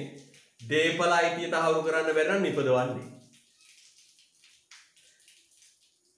මේ ධනෙ තමන්ගේ ධනෙයි අයිතිය තහවුරු කරගන්න බැරි නම් ධනෙ රැස් කරන්නේ. තමන් වෙළඳපළට ගෙනියන භාණ්ඩ ටිකේ අයිතිය තමන්ට තහවුරු කරන්න බැරි නම් වෙළඳාම් කරන්න. තමන් ඉතුරු කරගන්න සල්ලි ටිකේ අයිතිය තමන්ට තහවුරු කරන්න බැරි නම් මිනිස්සු ඉතුරු කරන්නේ. එහෙනම් වෙළඳපළ ආර්ථිකයක නිෂ්පාදනය හුවමාරුව සියල්ල සිදු වෙන්න දේපල අයිතිය තහවුරු කිරීම අත්‍යවශ්‍යයි.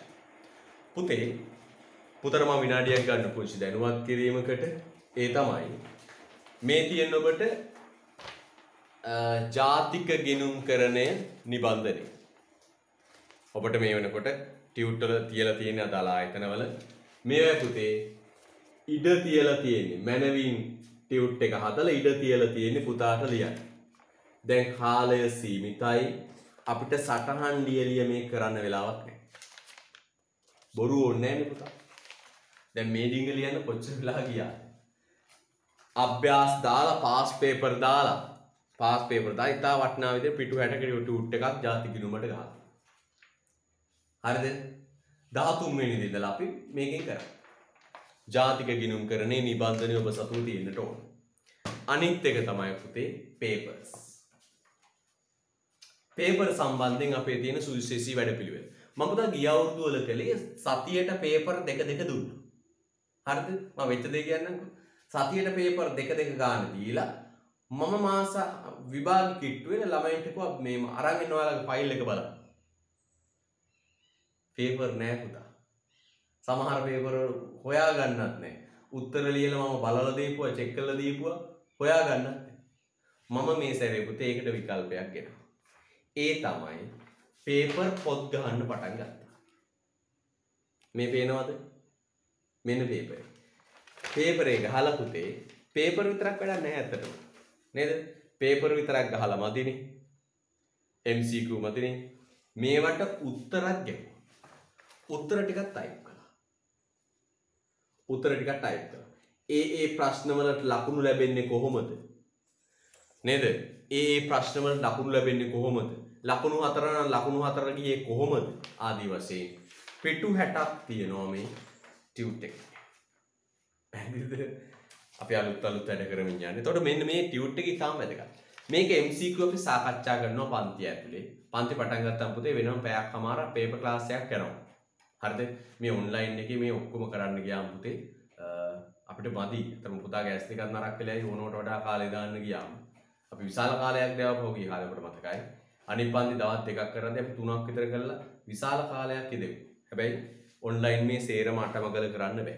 මෙන්න ඒවට පේපර් ගහලා රෙඩි වෙලා. එතකොට පුතා හෙට හෝ අනිද්දා හෙට සහ අනිද්දා දෙදිනේ අනිවාර්යෙන්ම නිබන්ධනේ අරගන්න. හරිද? රයිට්. නිබන්ධනේ අරගන්න. අරගෙන මේ ටියුට් එක ඔබේ අතේ තියෙන්න ඕන පන්තියට එද්දී. හරිද? ඔව් දැනටවත් ඇස් නරක් වෙලා. හරිද? රයිට්. යන් ඊළඟ ප්‍රශ්න පුතේ. මිල යාන්ත්‍රණය වෙළඳපොළ ආර්ථිකයක නෑ. වෙළඳපොළ ආර්ථිකයක ලාභය කෙබඳු කාර්යයක් ඉටු කරයිද? මොකක්ද අහන්නේ පුතේ? වෙළඳපොළ ආර්ථිකයක ලාභය කෙබඳු කාර්යයක් ඉටු කරයිද? ලියන්න තියාක්කේ. අනෝ වෙළඳපොළ ආර්ථිකයක ලාභය කෙබඳු කාර්යයක් ඉටු කරයිද? ලාභය හැදෙන්නේ කොහොමද පුතේ? ලාභය හැදෙන්නේ කොහොමද? මෙන්න ලාභය හැදෙන්නේ. ආදායමෙන් අඩු කරන්න ඕන පිරිවැය. කොහොමද පුතේ ලාභය හැදෙන්නේ? අපෙන් අහන වෙළඳපොළ ආර්ථිකයක ලාභය කෙබඳු කාර්යයක් ඉටු කරයිද?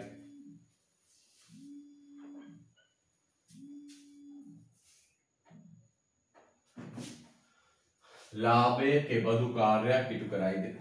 අපෙන් අහන ලාභය කෙබඳු කාර්යයක් ඉටු කරයිද? ලාභය හැදෙන්නේ කොහොමද පුතේ? ලාභය සමානයි ආදායම අඩු කරනවා පිරිවැය. ආදායමෙන් පිරිවැය අඩු කරාට පස්සේ නෝ ලාභය. වෙළඳපොළ ආර්ථිකයක පුතේ නිෂ්පාදකයෝ නිෂ්පාදන කටයුතු සියල්ල කරන්නේ මොකක් පදනම් කරගෙනද? ලාභය පදනම් කරගෙන. අපි අහනවා වෙළඳපොළ ආර්ථිකයක ලාභය කෙබඳු කාර්යයක් ඉටු කරයිද? ලියන්න තියන්න එක නව්‍යතාවන් හඳුන්වා දීම හා දිරිමත් කිරීම. නව්‍යතාවන් හඳුන්වා දීම හා දිරිමත් කිරීම. නව්‍යතාවන් හඳුන්වා දීම හා දිරිමත් කිරීම. නව්‍යතාවන් හඳුන්වා දීම හා දිරිමත් කිරීම. පුතේ වෙළඳපොළ ආර්ථිකයේ පෞද්ගලික අංශය ලාභ ලැබීමේ චේතනාවෙන් නව්‍යතාවන් හඳුන්වලා දෙනවා. මොනවද පුතේ නව්‍යතාවන් කියන්නේ? අලුත් දේවල්. මොකටද අලුත් දේවල් හඳුන්වලා දෙන්නේ? ලාභ ලැබීමේ චේතනාව. අන්න ලාභනේ අලුත් දේවල් කරන්න නවෝත්පාදන බිහි කරන්න පෙළඹෙන්නේ පුතේ මොකෙන්ද? ලාභයෙන්. පෙළඹෙන්නේ මොකෙන්ද? ලාභයෙන්. පැහැදිලිද? පෙළඹෙන්නේ මොකෙන්ද? ලාභයෙන්. ඊළඟට ආර්ථිකයේ විවිධ අංශ අතර ප්‍රශ්න 26 වෙනි පිටුවේ රෝමන් අංක 3 26 වෙනි පිටුවේ රෝමන් අංක 3 26 පිටුව රෝමන් අංක 3 ආර්ථිකයේ විවිධ අංශ අතර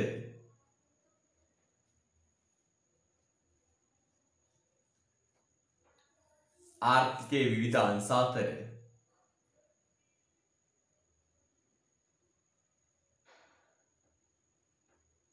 සම්පත් බෙදී යාම කාර්යක්ෂම කිරීම. ආර්ථිකයේ විවිධ අංශ අතර සම්පත් බෙදී යාම කාර්යක්ෂම කිරීම. ආර්ථිකයේ විවිධ අංශ අතර සම්පත් බෙදී යාම කාර්යක්ෂම කිරීම. ආර්ථිකයේ විවිධ අංශ අතර සම්පත් බෙදී යාම කාර්යක්ෂම කිරීම.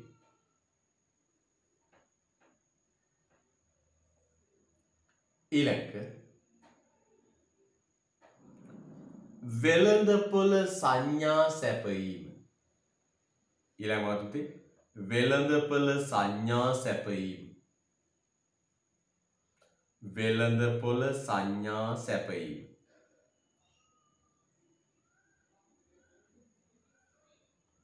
වෙළඳපොළ සංඥා සැපයීම.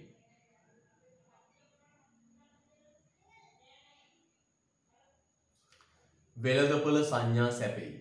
එතන යන්නේ ලාභ අඩු තැන් සිට ලාභ අඩු තැන් සිට ලාභ වැඩි තැන් කරා ලාභ අඩු තැන් සිට ලාභ වැඩි තැන් කරා සම්පත් ගලා යයි. ලාභ අඩු තැන් සිට ලාභ වැඩි තැන් කරා සම්පත් ගලා යයි. සම්පත් ගලා යයි. ලාභ අඩු තැන් සිට ලාභ වැඩි තැන් කරා සම්පත් ගලා යයි.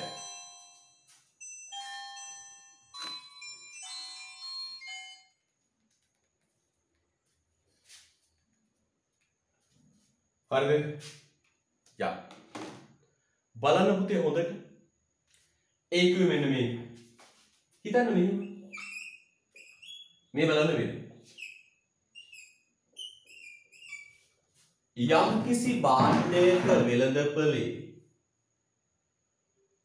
යම්කිසි භාණ්ඩයක වෙළඳපොලේ පාරිභෝගිකයන්ගේ ඉල්ලුම වැඩි වෙනවා. යම්කිසි භාණ්ඩයක වෙළඳපොලේ පාරිභෝගිකයන්ගේ ඉල්ලුම වැඩි වෙනවා. යම්කිසි භාණ්ඩයක වෙළඳපොලේ පාරිභෝගිකයන්ගේ ඉල්ලුම වැඩි වෙනවා. පාරිභෝගිකයන්ගේ ඉල්ලුම වැඩි වෙනවත් එක්කම පුතේ හරිද? පාරිභෝගිකයන්ගේ ඉල්ලුම වැඩි වෙනවත් එක්කම ඒ භාණ්ඩේ ඉල්ලුම වැඩි වෙලා මිල මොකද වෙන්නේ? වැඩි වෙනවා. ඉල්ලුම වැඩි වෙලා මිල මොකද වෙන්නේ පුතේ? වැඩි වෙනවා. මිල වැඩි වෙනවත් එක්කම ආදායම මොකද වෙන්නේ පුතේ? වැඩි වෙනවා. ආදායම වැඩි වෙනවත් එක්කම මගේ පුතේ ලාභය මොකද වෙන්නේ? වැඩි වෙනවා. ලාභය වැඩි වෙනවත් එක්කම අන්නේ භාණ්ඩය නිපදවන්න සම්පත්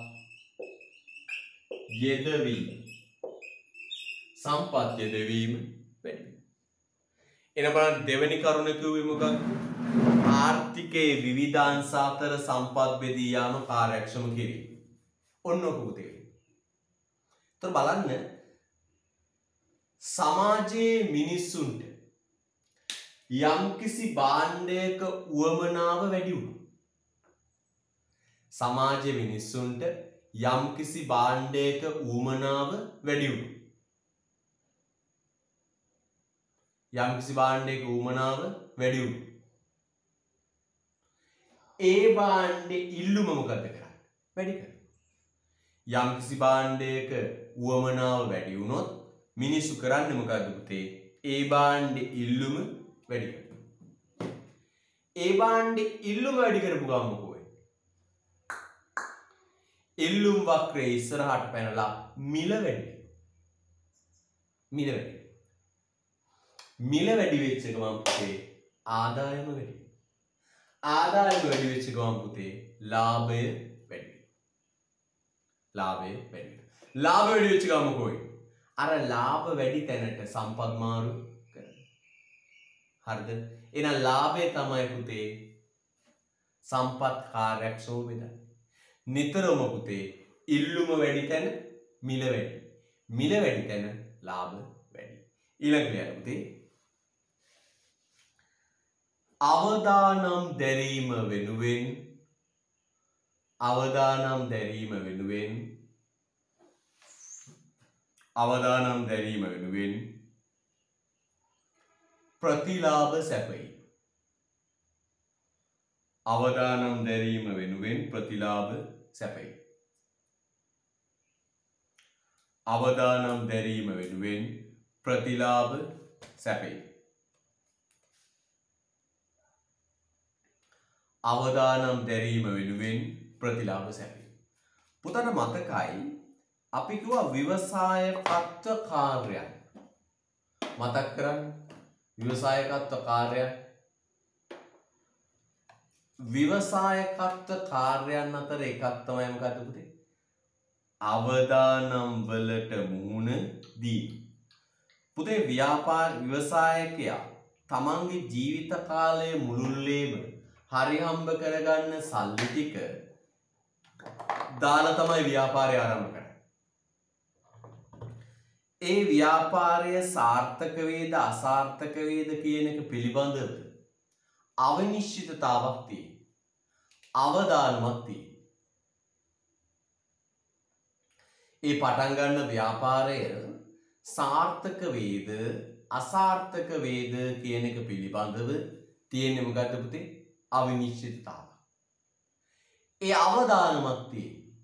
ඒ අවදානම මැද ව්‍යාපාර කටයුතු කිරීම වෙනුවෙන් එයාට ලැබෙන ප්‍රතිලාභය තමයි පුතේ ලාභය.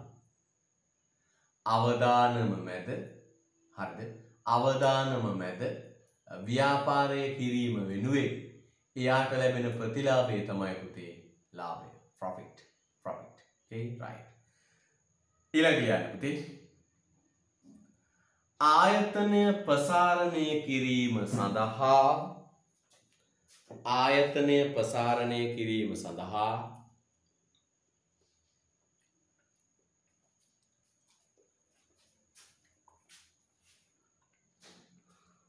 ආයතනය ප්‍රසාරණය කිරීම සඳහා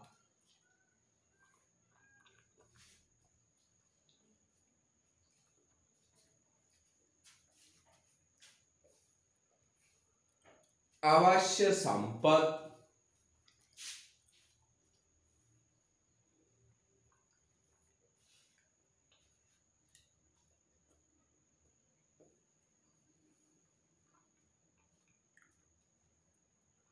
ආයතනය ප්‍රසාරණය කිරීම සඳහා අවශ්‍ය සම්පත්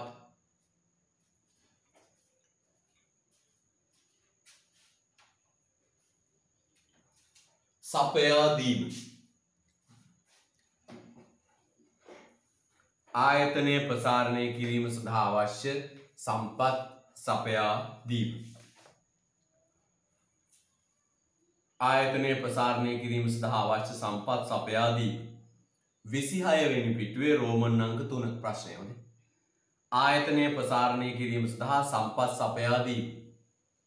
මෙයන් ආයතනය ප්‍රසාරණය සඳහා සම්පත් සපයා දීම. හිතන්නකෝ මෙහෙම. ව්‍යාපාරිකයා පුතේ අතේ සල්ලි වලින් පළවෙනි තට්ටුව හදලා ව්‍යාපාරේ පටන් ගන්නවා. අතින් සල්ලි දාලා. ව්‍යාපාරිකයා අතින් සල්ලි දාලා පළවෙනි තට්ටුව හදලා ව්‍යාපාරේ පටන් ගන්නවා. හැබැයි දෙවෙනි තට්ටුව හදන්නේ අතින් සල්ලි දාලා නෙවෙයි පුතේ. අර පළවෙනි තට්ටුවේ ව්‍යාපාරයෙන් ලැබෙන ආදායය. ආදායය. ඒතර බලන්න පළවෙනි තට්ටුවේ තියෙන ව්‍යාපාරයේ ලාභය තමයි පුතේ ව්‍යාපාරය හදා. දෙවෙනි තට්ටුව හදා. බස් මුදලාලි කෙනෙක් පළවෙනි බස් දෙක අතේ සල්ලි වලින් ගන්න. අතේ සල්ලි වලින් බස් දෙකක් අරගෙන බස් ව්‍යාපාරේ පටන් ගන්න. තුන්වෙනි බස් එක අතේ සල්ලි වලින් නෙවෙයි ගන්න පුතේ. අර බස් වල ලාභයෙන් ගන්න.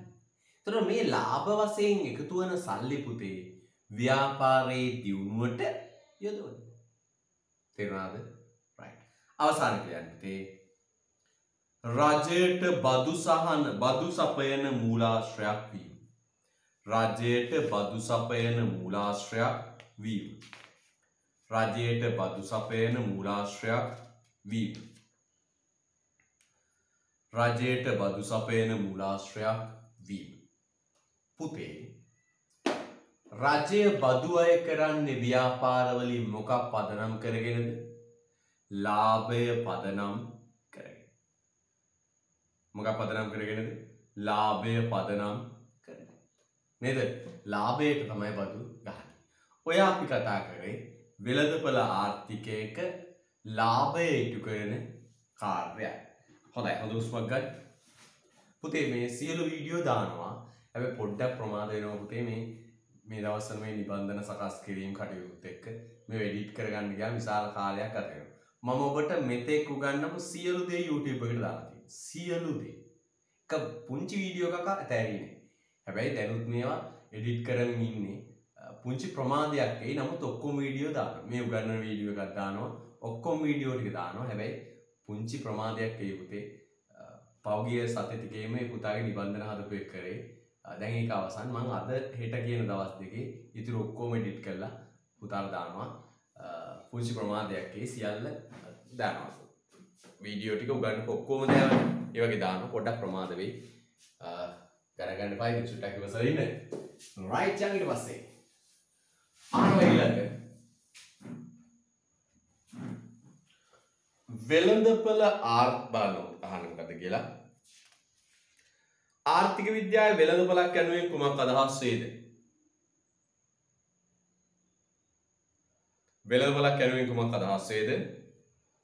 ආර්ථික විශ්ලේෂණයේදී යොදා ගැනෙන ප්‍රධාන වෙළඳපොළ වර්ග දෙක කවරේද? වෙළඳපොළක් යනුවෙන් කුමක් අදහස් වේද? ආර්ථික විද්‍යාවේ යොදා ගන්න ලබන ප්‍රධාන වෙළඳපොළ වර්ග දෙක කවරේද? මෙන්න මේකයි පුතේ කියන්නේ. වෙළඳපොළක් කියන්නේ මෙන්න මේක. ගැනුම්කරුවන් හා විකුණුම්කරුවන් එකතු වෙලා හරිද? ගැනුම්කරුවන්ටයි විකුණුම්කරුවන්ටයි එකතු වෙලා භාණ්ඩයක් සඳහා ගැනුම්කරුවන්ටයි විකුණුම්කරුවන්ටයි එකතු වෙලා භාණ්ඩයක් සඳහා හුවමාරු මිලත් හුවමාරු ප්‍රමාණයක් අර ඉල්ලුම සැපයීම පාඩමේ නම් සමතුලිත මිලත් සමතුලිත ප්‍රමාණයක් තීරණය කර ගැනීම සඳහා සකස් කොට ඇති වැඩපිළිවෙලට කියනවා පුතේ නමක් වෙළඳපොළ. වෙළඳපොළ. පුතේ එතකොට පුතාට අර ව්‍යාපාර අධ්‍යයනයේ නිර්වචනයත් එක්ක පොඩ්ඩක් ගැටලුවක් එයි. ගණන් ගන්න එපා. ව්‍යාපාර අධ්‍යයනයේ නිර්වචනයත් එක්ක පොඩි ගැටලුවක් එයි. ව්‍යාපාර අධ්‍යයනය කොහොමද නිර්වචනය කරන්නේ? ගැනුම්කරුවන් හා විකුණුම්කරුවන් අතර හුවමාරු සම්බන්ධයක් නිර්මාණය වන ඕනෑම තත්ත්වයක් වෙළඳපොළක් වේ. මා නිවැරදිද මන්දා? ව්‍යාපාර අධ්‍යයනයේ වෙළඳපොළක් නිර්වචනය කරන්නේ කොහොමද? ගැනුම්කරුවන් හා විකුණුම්කරුවන් අතර හුවමාරු සම්බන්ධයක් ඇතිවන ඕනෑම තත්ත්වයක් වෙළඳපොළක් වේ. සතිපොළ, කටවීදිය, අන්තර්ජාලය ඔස්සේ සිදුවන වෙළඳපොළ, දුරකථන ඔස්සේ වෙළඳපොළ කියලා උදාහරණ දෙන්න. හැබැයි ආර්ථික විද්‍යාවේ අපි ඊට වඩා වෙනස් නිර්වචනයක් කරන්නේ. මොකද අපි කියන්නේ මෙන්න මේක. ගැනුම්කරුවන්ට හා විකුණුම්කරුවන්ට හුවමාරුමය සම්බන්ධයක් ඇති කර ගැනීම සඳහා ගැනුම්කරුවන්ට හා විකුණුම්කරුවන්ට හුවමාරුමය සම්බන්ධයක් ඇති කර ගැනීම. ගැනුම්කරුවන්ට හා විකුණුම්කරුවන්ට හුවමාරු මිලක් හුවමාරු ප්‍රමාණයක් තීරණය කර ගැනීම සඳහා සකස් කොට ඇති වැඩපිළිවෙලක් වෙළඳපොළක් වේ. ටිකක් වෙනස්. අපි කියනවා මෙහෙම. වෙළඳපොළකට ගැනුම්කරුවයි සැපයුම්කරුවයි එන්නේ හුවමාරු මිලක් හුවමාරු ප්‍රමාණයක් තීරණය කර ගන්න. හුවමාරු මිලක් හුවමාරු ප්‍රමාණයක් තීරණය කර ගන්න. එහෙනම් අපි කියන්නේ මොකක්ද? ගැනුම්කරුවන්ට හා විකුණුම්කරුවන්ට හුවමාරු මිලක් හා හුවමාරු ප්‍රමාණයක් තීරණය කර ගැනීම සඳහා සකස් කොට ඇති ආයතනික වැඩපිළිවෙලක් වෙළඳපොළක් වේ. right ලියන්න යටින් භාණ්ඩයක හෝ සේවාවක භාණ්ඩයක හෝ සේවාවක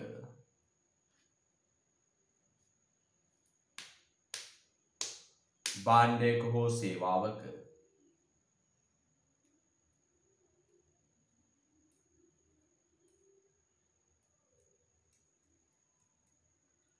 හුවමාරු මිලත් භාණ්ඩයක හෝ සේවාවක හුවමාරු මිලත්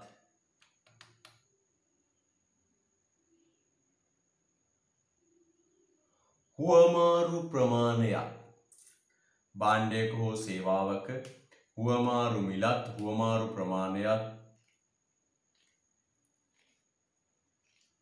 භාණ්ඩයක හෝ සේවාවක හුවමාරු මිලත් හුවමාරු ප්‍රමාණයක්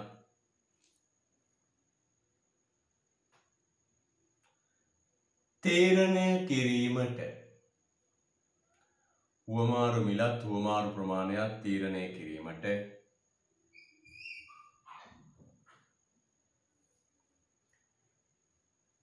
ගැනුම්කරුවන් හා විකුණුම්කරුවන් අතර ගැනුම්කරුවන් හා විකුණුම්කරුවන් අතර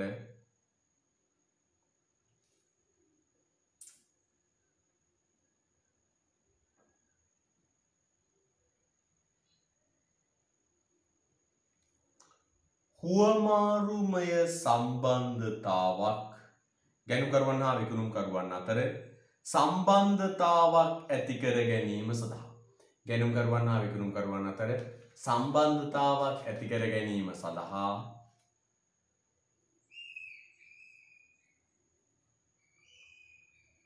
සකසාගෙන ඇති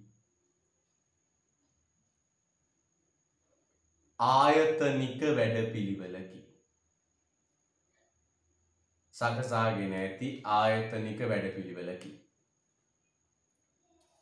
ආයි කියනවා පුතේ දෙයින් භාණ්ඩයක හෝ සේවාවක හුවමාරු මිලත් හුවමාරු ප්‍රමාණයක් තීරණය කිරීමට ගැනුම්කරුවන් හා විකුණුම්කරුවන් අතර සම්බන්ධතාවක් ඇති කර ගැනීම සඳහා සකසාගෙන ඇති ආයතනික වැඩපිළිවෙලකි.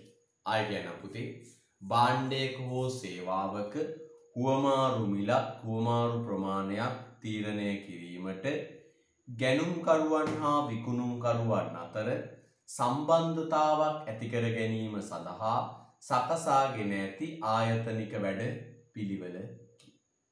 හරිද? right. උදාහරණයක් සතිපොළ කඩවීදිය උදාහරණයක් සතිපොළ කඩවීදිය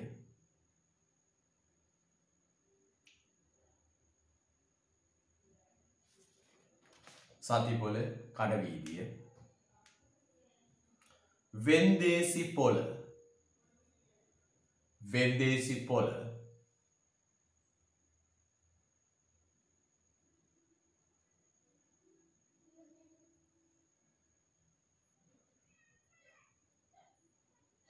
දුරකථන හා අන්තර්ජාල ඔස්සේ ඇතිවන වෙළඳ. දුරකථන හා අන්තර්ජාල ඔස්සේ ඇතිවන වෙළඳ.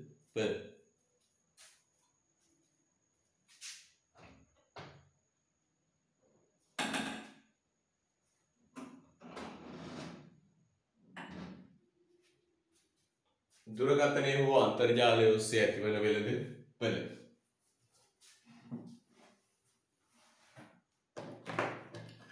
හරිද? right. එතන යන්නේ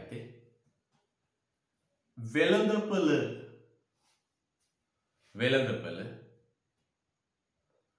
ප්‍රධාන වර්ග දෙකකි. වෙළඳපළ ප්‍රධාන වර්ග දෙකකි. වෙළඳපළ ප්‍රධාන වර්ග දෙකකි. වෙළඳපළ ප්‍රධාන වර්ග දෙකකි. මෙන්න පුතේ ප්‍රධාන වර්ග දෙක.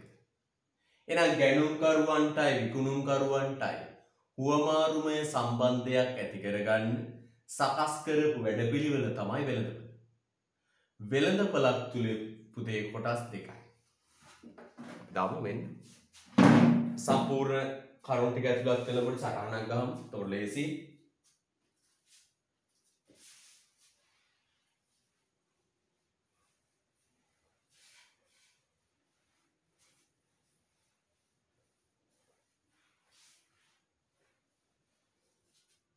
මෙන්න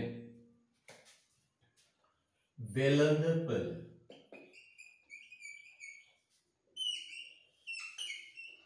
භාණ්ඩ වෙළඳපළ භාණ්ඩ හා සේවා වෙළඳපළ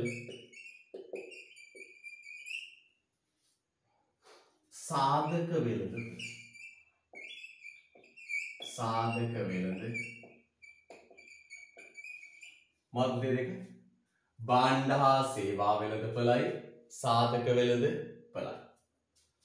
භාණ්ඩ හා සේවා වෙළඳපළේ පුතේ භාණ්ඩ හා සේවා වෙළඳපළේ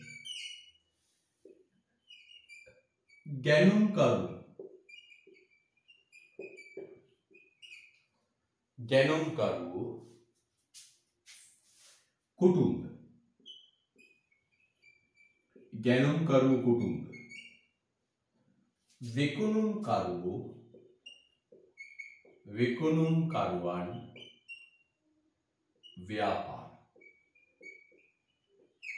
විකුණුම්කරුවන් ව්‍යාපාර සාධක වෙළඳපළේ ගැනුම්කරුවන්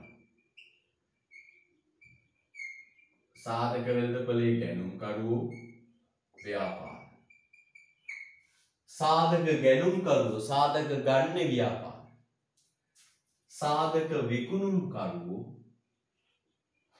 විකුණුම්කරුවන් කුටු. හරිද? right. පුතේ මේ භාණ්ඩ හා සේවා වෙළඳපළේ කුටුම්බයි ව්‍යාපාරයි එකතු වෙලා ගැනුම්කරුවෝයි විකුණුම්කරුවෝයි එකතු වෙලා භාණ්ඩ හා සේවා සඳහා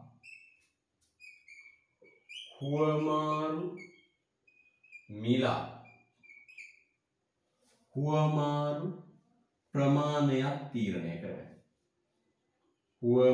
ප්‍රමාණයක් තීරණය කරයි. හුවමාරු මිලක් හුවමාරු ප්‍රමාණයක් තීරණය කරගන්න. හුවමාරු මිලක් හුවමාරු ප්‍රමාණයක් තීරණය කරගන්න. මොකක්ද ලියලා තියෙන්නේ බලන්න ඉස්සර. භාණ්ඩ හා සේවා සඳහා හුවමාරු මිලක් හුවමාරු ප්‍රමාණයක් තීරණය කරගන්න. සාධක වෙළඳපළේ සාධක ගැනුම්කරුවෝයි විකුණුම්කරුවෝයි එකතු වෙලා සාධක සඳහා හුවමාරු මිලක්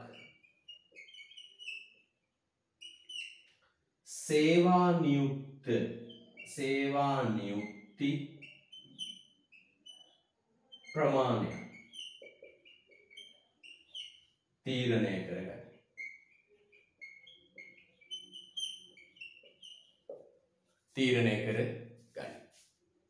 මම වැදගත් දෙයක් හිතුවා. මොකක්ද මෙතන ලියන්නේ? භාණ්ඩ හා සේවා සඳහා හුවමාරු මිලක් හුවමාරු ප්‍රමාණයක් තීරණය කරගන්න. සාධක සඳහා හුවමාරු මිලක් සේවා නියුක්ති ප්‍රමාණයක් තීරණය කරගන්න. පුතේ නිෂ්පාදන ආයතනයක ආදායම තීරණය වෙනවා. නිෂ්පාදන ආයතනයක ආදායම තීරණය වෙනවා. ආදායම තීරණය කරයි. ආදායම තීරණය කරයි.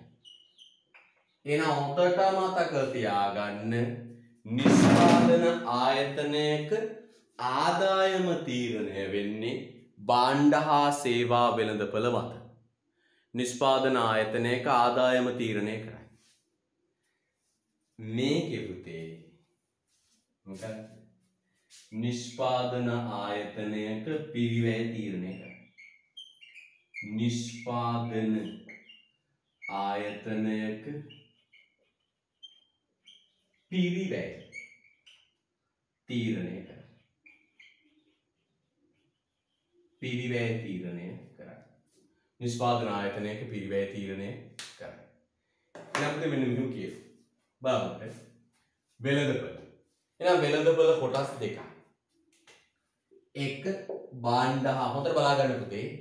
හොඳට බලා ගන්න. භාණ්ඩ හා සේවා වෙළඳපොළ. දෙක සාධක වෙළඳපොළ. භාණ්ඩ හා සේවා වෙළඳපොළේ දෙන්න ගැනුම්කරුවයි විකුණුම්කරුවයි. ගැනුම්කරුවා කුටුම්බ, විකුණුම්කරුවා ව්‍යාපාර. සාධක වෙළඳපොළේ ගැනුම්කරුවා ව්‍යාපාර, විකුණුම්කරුවා කුටුම්බ. එතකොට භාණ්ඩ හා සේවා වෙළඳපොළේ භාණ්ඩ හා සේවා වෙළඳපොළේ ඉල්ලුමයි සැපයුමයි තුලනය වෙලා භාණ්ඩ හා සේවා සඳහා හුවමාරු මිලක් හුවමාරු ප්‍රමාණයක් තීරණය කරගන්න. සාධක සඳහා හුවමාරු මිලක් සේවා නියුක්ති ප්‍රමාණය. හුවමාරු ප්‍රමාණය කියලා මේ කියන්නේ සේවා නියුක්ත ප්‍රමාණයක් තීරණය කරගන්න. නිෂ්පාදනයේ මතක තියාගන්න. නිෂ්පාදන ආයතනයක ආදායම තීරණය කරන්නේ භාණ්ඩ වෙළඳපොළ. භාණ්ඩ වෙළඳපොළේ තීරණය වන මිලයි විකිණන ප්‍රමාණයයි මත තමයි පුතේ ආදායම තීරණය වෙන්නේ. සරලයි නේ. භාණ්ඩ වෙළඳපොළේ විකිණන මිලයි ප්‍රමාණයයි මත තමයි ආදායම තීරණය වෙන්නේ. නිෂ්පාදන ආයතනයක පිරිවැය තීරණය කරයි.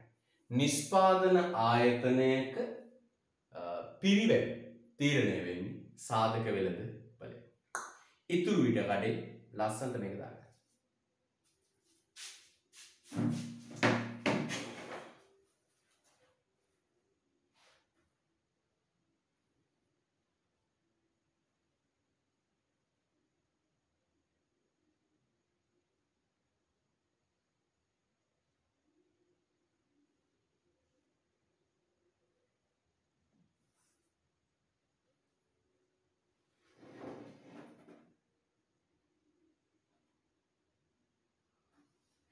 ඉඩමදි දරුවෙක් ඉන්නවා කොළ කෑල්ල කියලා අලව ගන්න.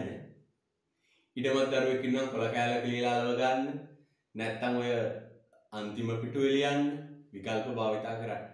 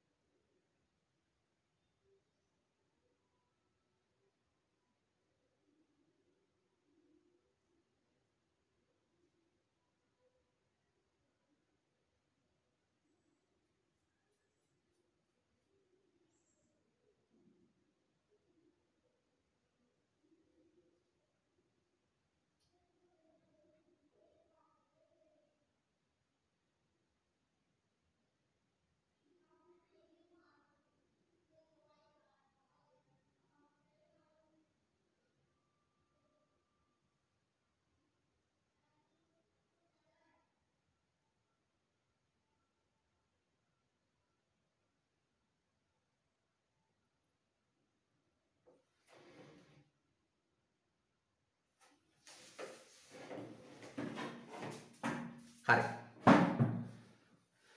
හොඳයි. යන් ඊළඟ ප්‍රශ්න උතේ. යන්.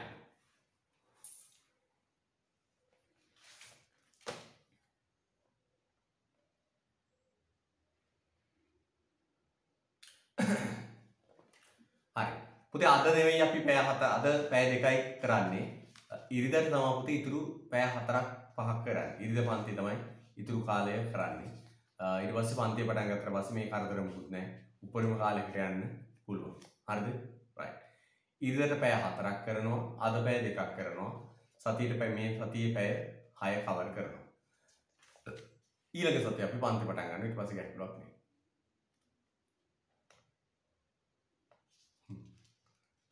right. හොඳයි. ටයිම් එකේ මොනවා හරි ගැටලුවක් වුණොත් මම පුතාට දැනුවත් කිරීමක් කරන්න. හරිද? right. යන් ඊට පස්සේ යනවා පුතේ මිල යාන්ත්‍රණය මිල ක්‍රමය. පුංචි නෝට් කෑල්ලක් අපි ලියාගෙන ඉමු. මොකක්ද කියලා අහන්න. කියවන්න ප්‍රශ්න උදේ.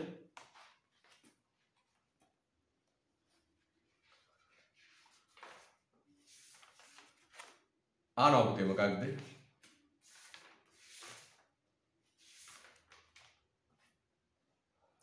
මිල යාන්ත්‍රණය යනුවෙන් කුමක් අදහස් වේද? right. අපිට ලියාගෙන ඉමු පුතේ ඒක. ලියාගෙන ඉවරලා සාකච්ඡා කරමු. ලියන්න. වෙළඳපොළ ආර්ථිකයක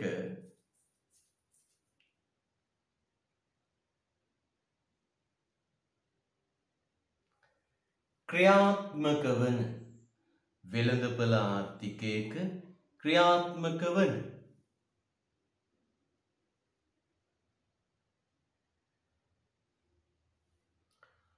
අදෘශ්‍යමාන හස්තය වෙළඳපොළ ආර්ථිකයක ක්‍රියාත්මක වන අදෘශ්‍යමාන හස්තය වෙළඳපොළ ආර්ථිකයක ක්‍රියාත්මක වන අදෘශ්‍යමාන හස්තය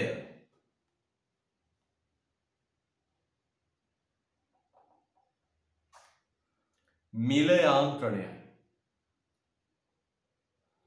වෙළඳපොළ ආර්ථික පද්ධතියක ක්‍රියාත්මක වන අදෘශ්‍යමාන හස්තය මිල යාන්ත්‍රණයයි.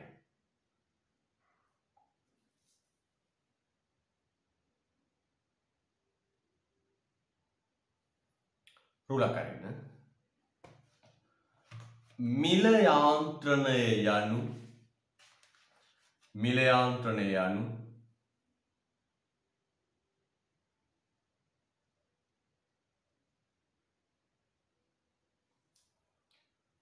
ආර්ථිකයක් පුරා විසිරී පවතින මිල යාන්ත්‍රණය යනු ආර්ථිකයක් පුරා විසිරී පවතින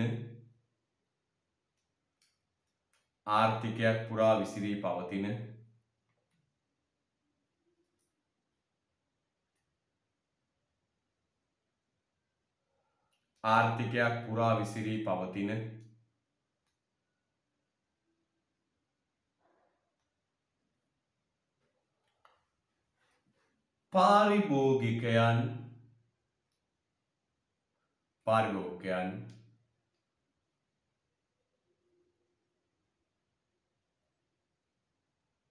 නිෂ්පාදකයන් ආර්ථිකයක් පුරා විසිරී පවතින පාරිභෝගිකයන් නිෂ්පාදකයන්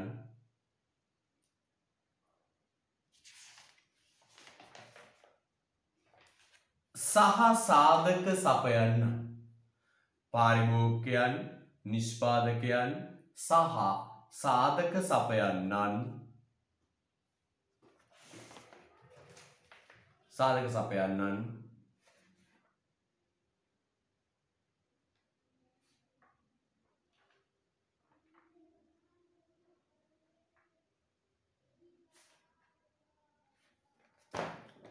සපයන්නන්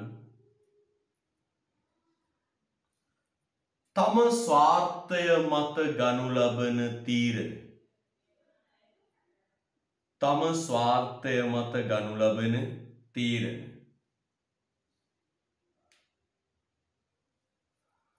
තම ස්වාර්ථය මත ගනු ලබන තීරණ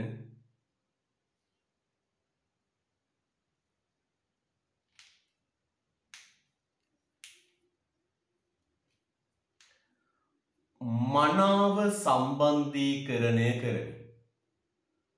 ස්වාර්ථය මත ගනු ලබන තීරණ මනාව සම්බන්ධීකරණය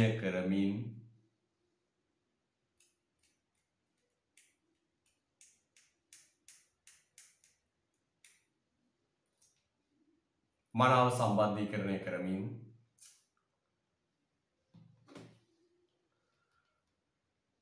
ආර්ථිකයේ ව්‍යාකූලත්වයක් ඇති නොකොට මනාව සම්බන්ධීකරණය කරමින් ආර්ථිකයේ ව්‍යාකූලත්වයක් ඇති නොකොට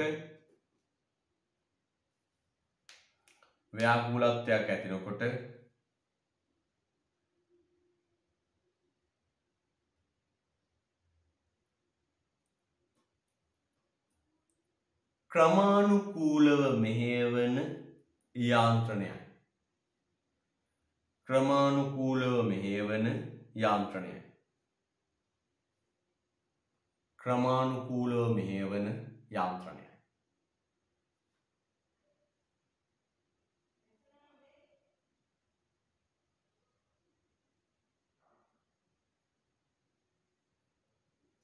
ආයතන පුතේ බලන්නකොට මිල යාන්ත්‍රණය යනු ආර්ථිකයක් පුරා විසිරී සිටින පාරිභෝගිකයන් නිෂ්පාදකයන් සාධක සපයන්නන්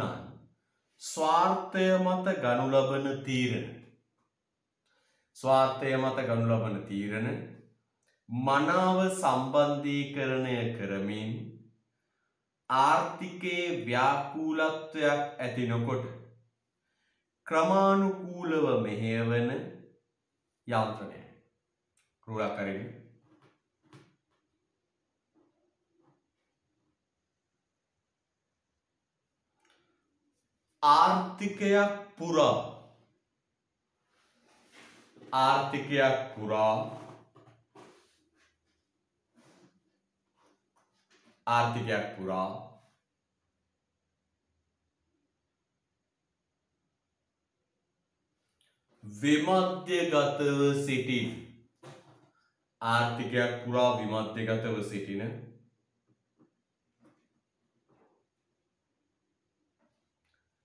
ආර්ථිකයක් පුරා විමධ්‍යගතව සිටින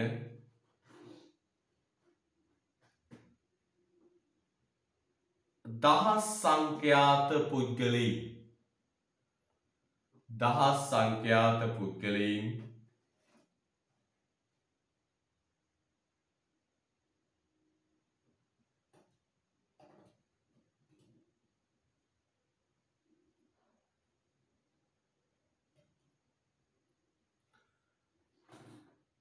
තම ස්වාර්ථය මුල්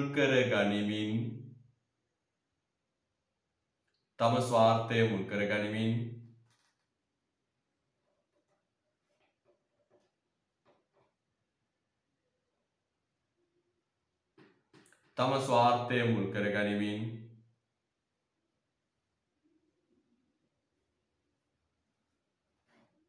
ගනු ලබන තීරණ නිසා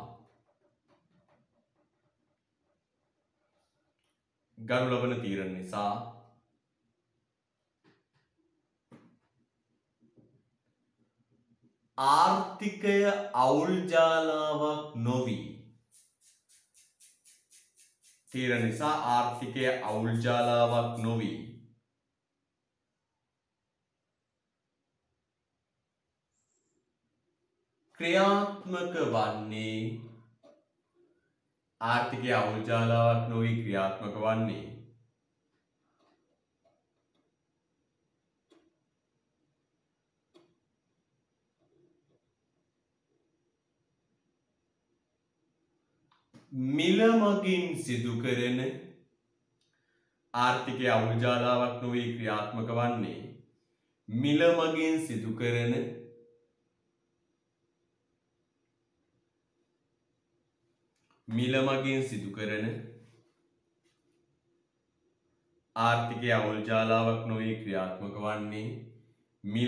සිදු කරන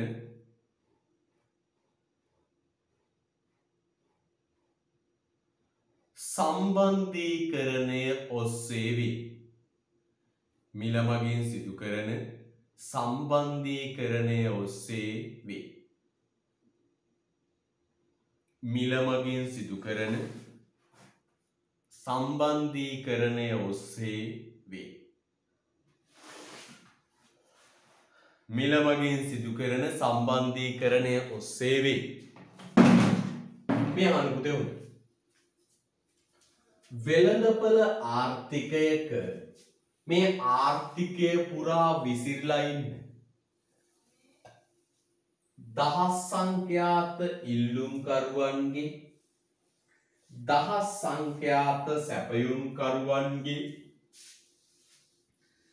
තීරණ එකිනෙකට සම්බන්ධ කරන යාන්ත්‍රණය තමයි මිල යාන්ත්‍රණය. නැත්තම් වෙළඳපළ ආර්ථිකයක තීරණ සම්බන්ධීකරණ යාන්ත්‍රණය තමයි මිල යාන්ත්‍රණය. මේ වැරදෙවි. මේ නිදහස් වෙළඳපළේ මෙන්න දහස් සංඛ්‍යාත ඉල්ලුම්කරුවන්ගේ ඉල්ලුම් තීරණ. මෙන්න දහස් සංඛ්‍යාත සැපයුම්කරුවන්ගේ සැපයුම් තීරණ. දහස් සංඛ්‍යාත ඉල්ලුම්කරුවන්ගේ ඉල්ලුම් තීරණ, සැපයුම්කරුවන්ගේ සැපයුම් තීරණ. මෙන්න මේ ඉල්ලුමයි සැපයුමයි තුලනය වෙලා තීරණය වෙනවා පුතේ මිල. price. සමතුලිත. මේ මිල දිහා බලලා තමයි පුතේ නිෂ්පාදකයෝ තීරණය කරන්නේ කුමක් නිපදවනවාද කියලා. අන්න නිෂ්පාදකයන්ට ඕන කුමක්ද නිපදවන්නේ කියලා බලන්න. කුමක්ද නිපදවන්නේ? ලාභය පදනම් කරගෙන. ලාභය තීරණය වෙන්නේ වෙළඳපොලේ මිල ගණන් මත පදනම්. මිල ගණන්. එතකොට ලාභදායී භාණ්ඩ අඳුරගන්න තොරතුරු සංඥා දෙන්නේ කවුද? මිල ගණන්. දැන් මොකද කිව්වේ? වෙළඳපොළ ආර්ථිකයක කුමක්ද නිපදවන්නේ කියන එක තීරණය වෙන්නේ ලාභය මත පදනම් වෙන.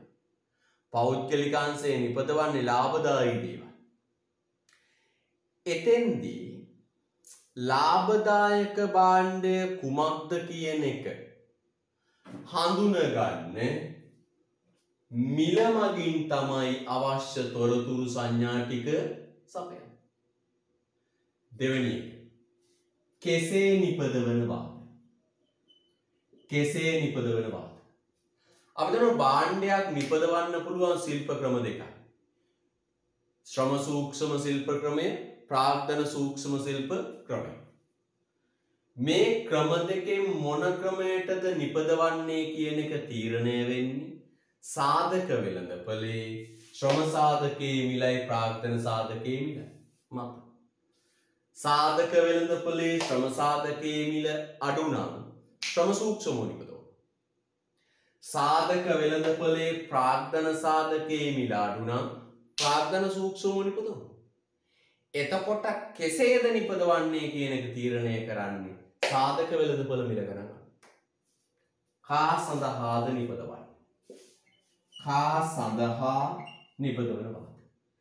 එතකොට පුතේ අපි දන්නවා නිෂ්පාදිතය බෙදිලා යන්නේ කොහොමද? ඒ තීරණය කරන්නේ පුතේ පුද්ගලයන්ගේ ආදායම. ගමේ කඩේ බඩු ටික ගමේ මිනිස්සු අතර බෙදිලා යන්නේ කොහොමද? ඒක තීරණය වෙන්නේ පුතේ ගමේ මිනිස්සුන්ගේ මිලදී ගැනීමේ හැකියාව මත. ගමේ මිනිස්සුන්ගේ මිලදී ගැනීමේ හැකියාව තීරණය වෙන්නේ කොහොමද?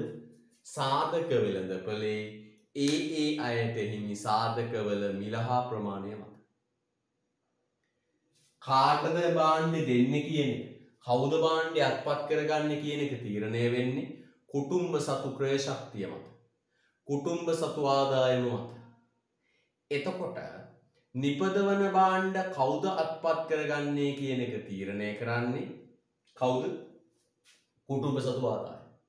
කුටුම්බ සතු ආදායම තීරණය වෙන්නේ සාධක වෙළඳපොලේ මිල ගණන් මත. තේරෙනවද පුතේ? අන්න එහෙනම් සාධක වෙළඳපොලේ මිල ගණන් මත තමයි ආදායම තීරණය වෙන්නේ.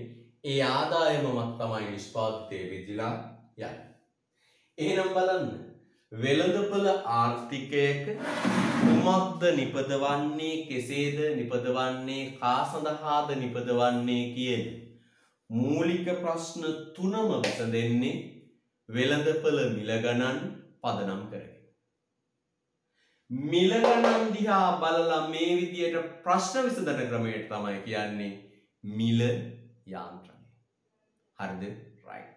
දැන් වෙළඳපොළ ආර්ථිකයක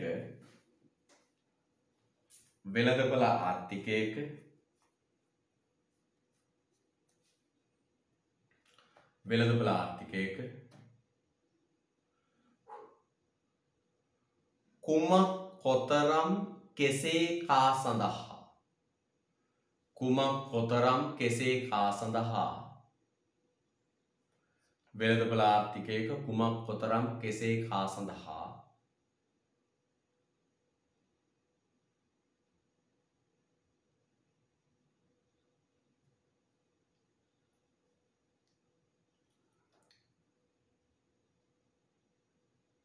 එතරම්යි පුතේ වෙළඳපොළ ආර්ථිකයේ කුමක් කොතරම් කෙසේ කා සඳහා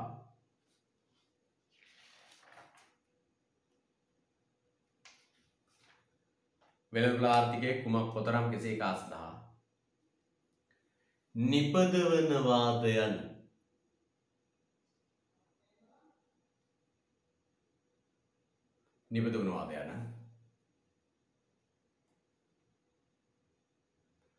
මූලික ආර්ථික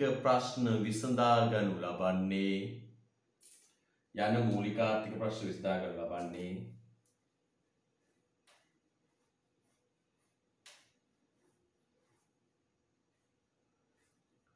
වෙළඳපොළ සාපේක්ෂ මිල ගණන් මත පදනම් වයි.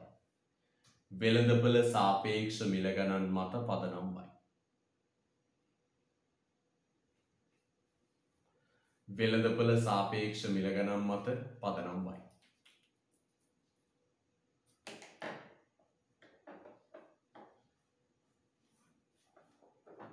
හරිද?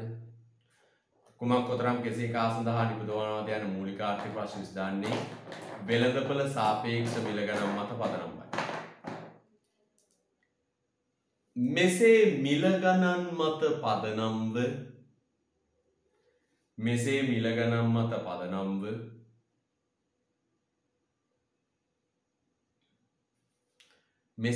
ගණන් මත පදනම්ව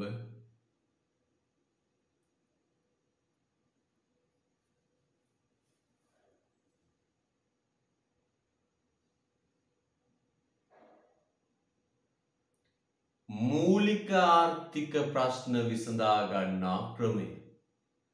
මෙසේ මිල ගණන් මත පදනම්ව මූලික ආර්ථික ප්‍රශ්න විසඳා ගන්නා ක්‍රමය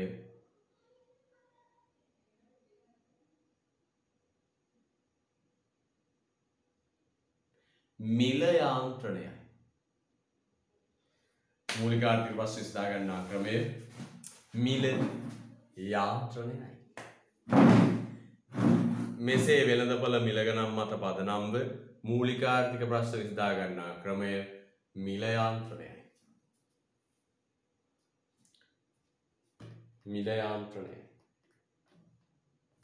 හරිද? හරි එහෙනම් පුතේ අදට අපි කතාව අවසන් කරමු. ආයෙත්